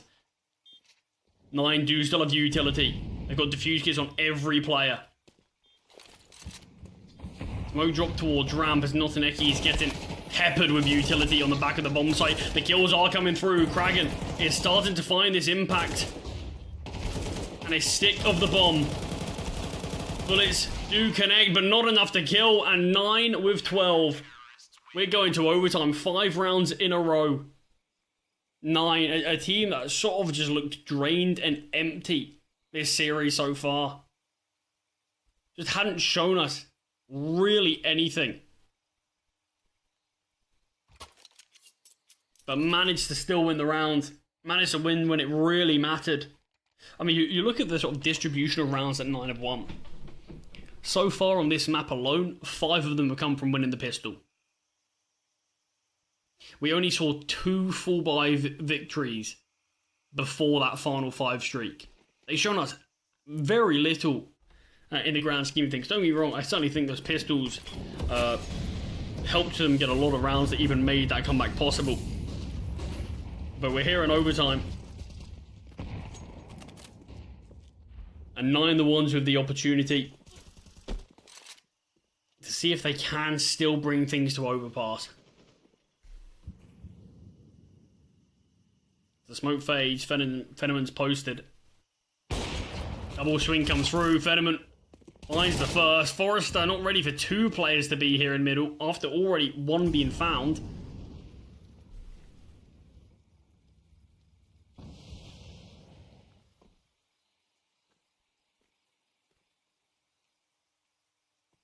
Four on 3, advantage again, and 9 as they fight towards ramp.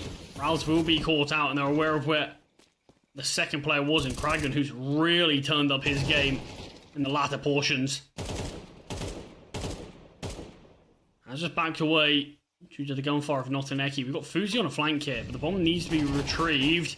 Notineki just swings, and the pistol finds, swapping to the AWP. A leg shot connects. Blixie swaps over to the AWP. 1v1 here in cave. And Blixie finds. Kragan falls with a flick headshot from Blixie, even on low HP, retrieving the AWP. He manages to make it work. CyberShoke. First round of OT goes their way.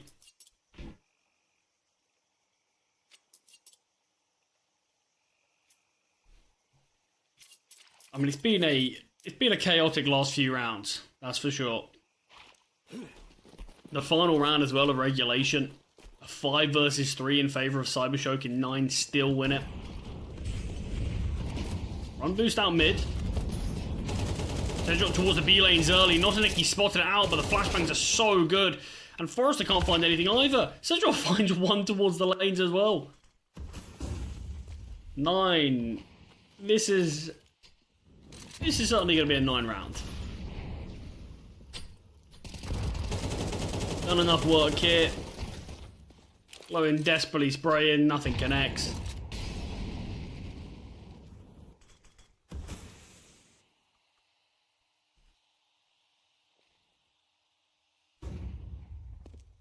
And Favin is just going to sit at the bottom of this ramp, get some deep information. As Glowing and Fenneman just in this 2 versus 5. What can you really do here? 9 aren't giving you anything. Advancing down ramp, taking this space. The T's are so trapped and they don't know it.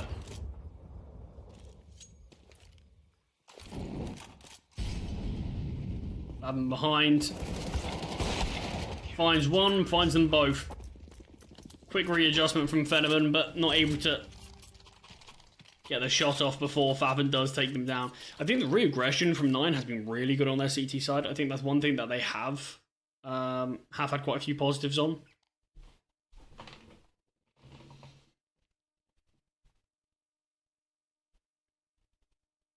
So I'm sure wanting to use their overtime tactical pause on this round rather than in the second half. I think that's the right play. Look, both teams technically found most of their success on the CT side.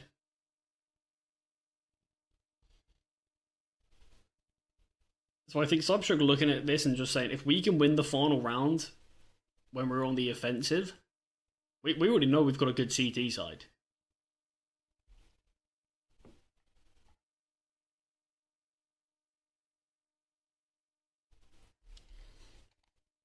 Overtime is a different beast, though.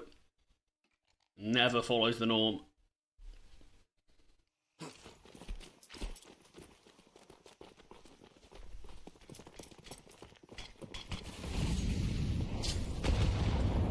Oh, great util damage onto Notineki and Forrester, and CyberShoke with an easy double again.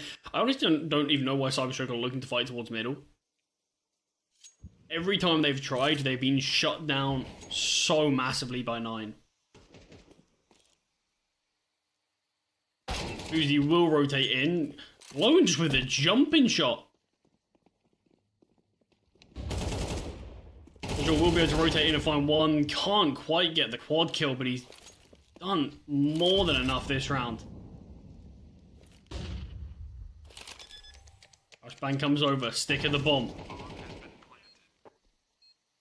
Fetterman needs to find some success here. Throwing this flashbang is going to give up his position. His teammate has fallen. Fetterman goes down to Faven. And 9 win the final round of the first half of OT. 14 on the board for them. If CyberShoke want to win things here in first OT, they're going to need to win all 3 rounds on their CT side. And to be fair, if you do look at things, they did only lose 1 full buy when they were on their CT side. It was that 8-4 half where 9 found 3 of their rounds off of winning the initial pistol. In fact, maybe it was 2 rounds that 9 ended up winning. Yeah, it was 2 full buys actually, because CyberShoke ended up winning a half buy. But either way, we definitely did see CyberShoke look significantly better in the first half and just sort of failed to convert things slightly, and that became a big issue. Missed smoke grenade in middle. 9 aren't going to respect any of the util and we'll just push out.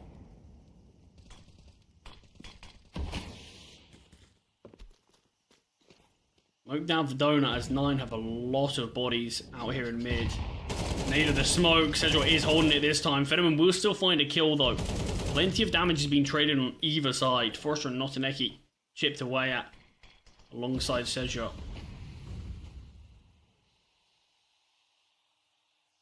Lone peeking down, playing behind this smoke, being held by Faven. Finds the first kill. Blixie needs to find something. Will be able to find one and back away as the missed shot from Fuzi doesn't connect. Oh, Blixie going down the ramp again. CyberShoke's on the other side of this. He's low HP. Flashbang comes over. Blixie will finish off the low HP CyberShoke. Gets plenty of information as well.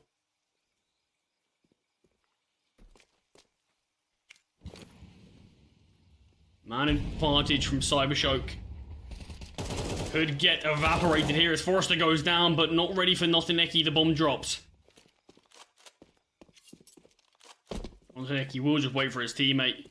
Bomb's been picked up. Notineki's not respecting this smoke at all, pushing through it.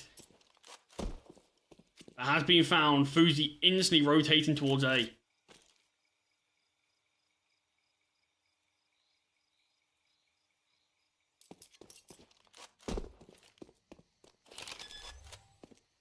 So the tap of the bomb for now. Fuzi waiting this out. Fetterman still yet to make his move. Finally has rotated in.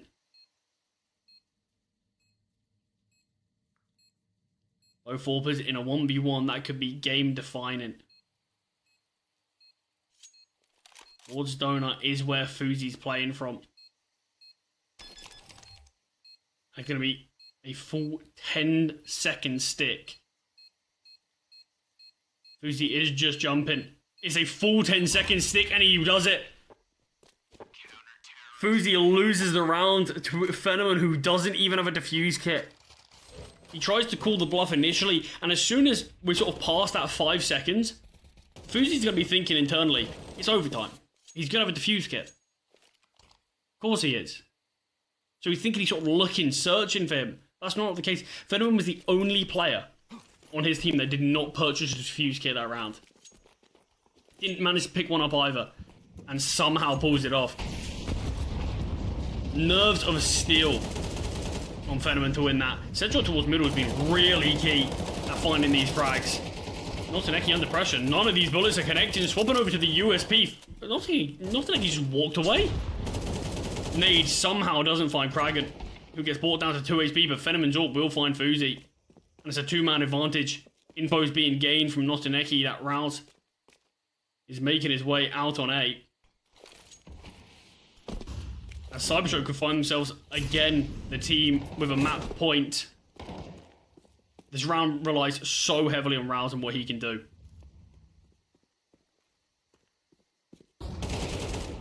Missed shot from Fenneman will cost Notineki his life, and the bomb does get planted. Rouse spotted, and damage has been dealt. Fenneman's been eliminated. What are we seeing? Blixie the nade will find. Or apparently not, but Blixie's headshot will. A 4 versus 2 and 9. They almost made it work. Rouse with a great double. Kragan takes the gunfight onto the AWP. He's low HP, but it's the only player that one missed shot will cost him his life. And now it's time for 9 to use their tactical pause. Another map point, another map and series point for CyberShoke. I said we know what the CT side provided in regulation for the CIS team. How much work they did on it, how much work they did in this map. And a 9-7 scoreline, a 12-7 scoreline, sorry, but couldn't convert it in regulation. Maybe they can do it first time of asking in overtime.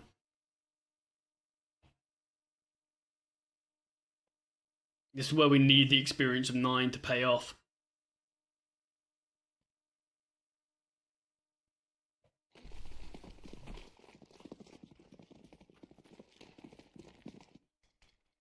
Zedrop. He found the early kill in middle. I mean, I think it has to be said, the fact that Notineki didn't go down there is outrageous. And that felt like the real difference maker for 9. Because he took all the pressure away from the rest of his team, so Fenneman started finding kills. Blixie had a kill as well. Lone is advancing down ramp here. Not fully committing for this. Blixie in this smoke as well. This is going to be dangerous. Blixie threw the smoke grenade. Finds one. Will get found from behind though. This is a man advantage to 9.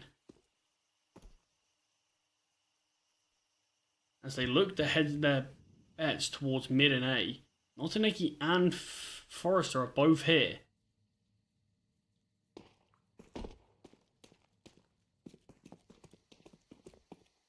Now towards A9 go. Got plenty of util as well to try to hold this off. Forrester will find Kragan. It's a 3 versus 3. And the bomb on Fathom's yet to fully rotate in. The flashbang's unbelievable there. But Forrester can't quite get anything off of it. He's out here. He's out on big box. Will find Sedjot. Bomb on Fathom still got to cross. Has been taken down as a 1 versus 1. AWP v AWP. Fenneman won this last time. Can he do it again? Fenneman sort of doubled back from Donut initially. Towards CT, now back to Donut. Regardless, Fuzi is questioning. Doesn't know where to look. And into Temple, Fuzi's gone. I'm not sure if this has been heard.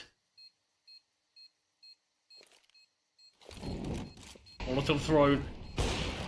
Fuzi going for the jiggle. It is the stick now. Fuzi has to connect this instant shot. He waits it out. The Desert Eagle won't get a chance to fire. As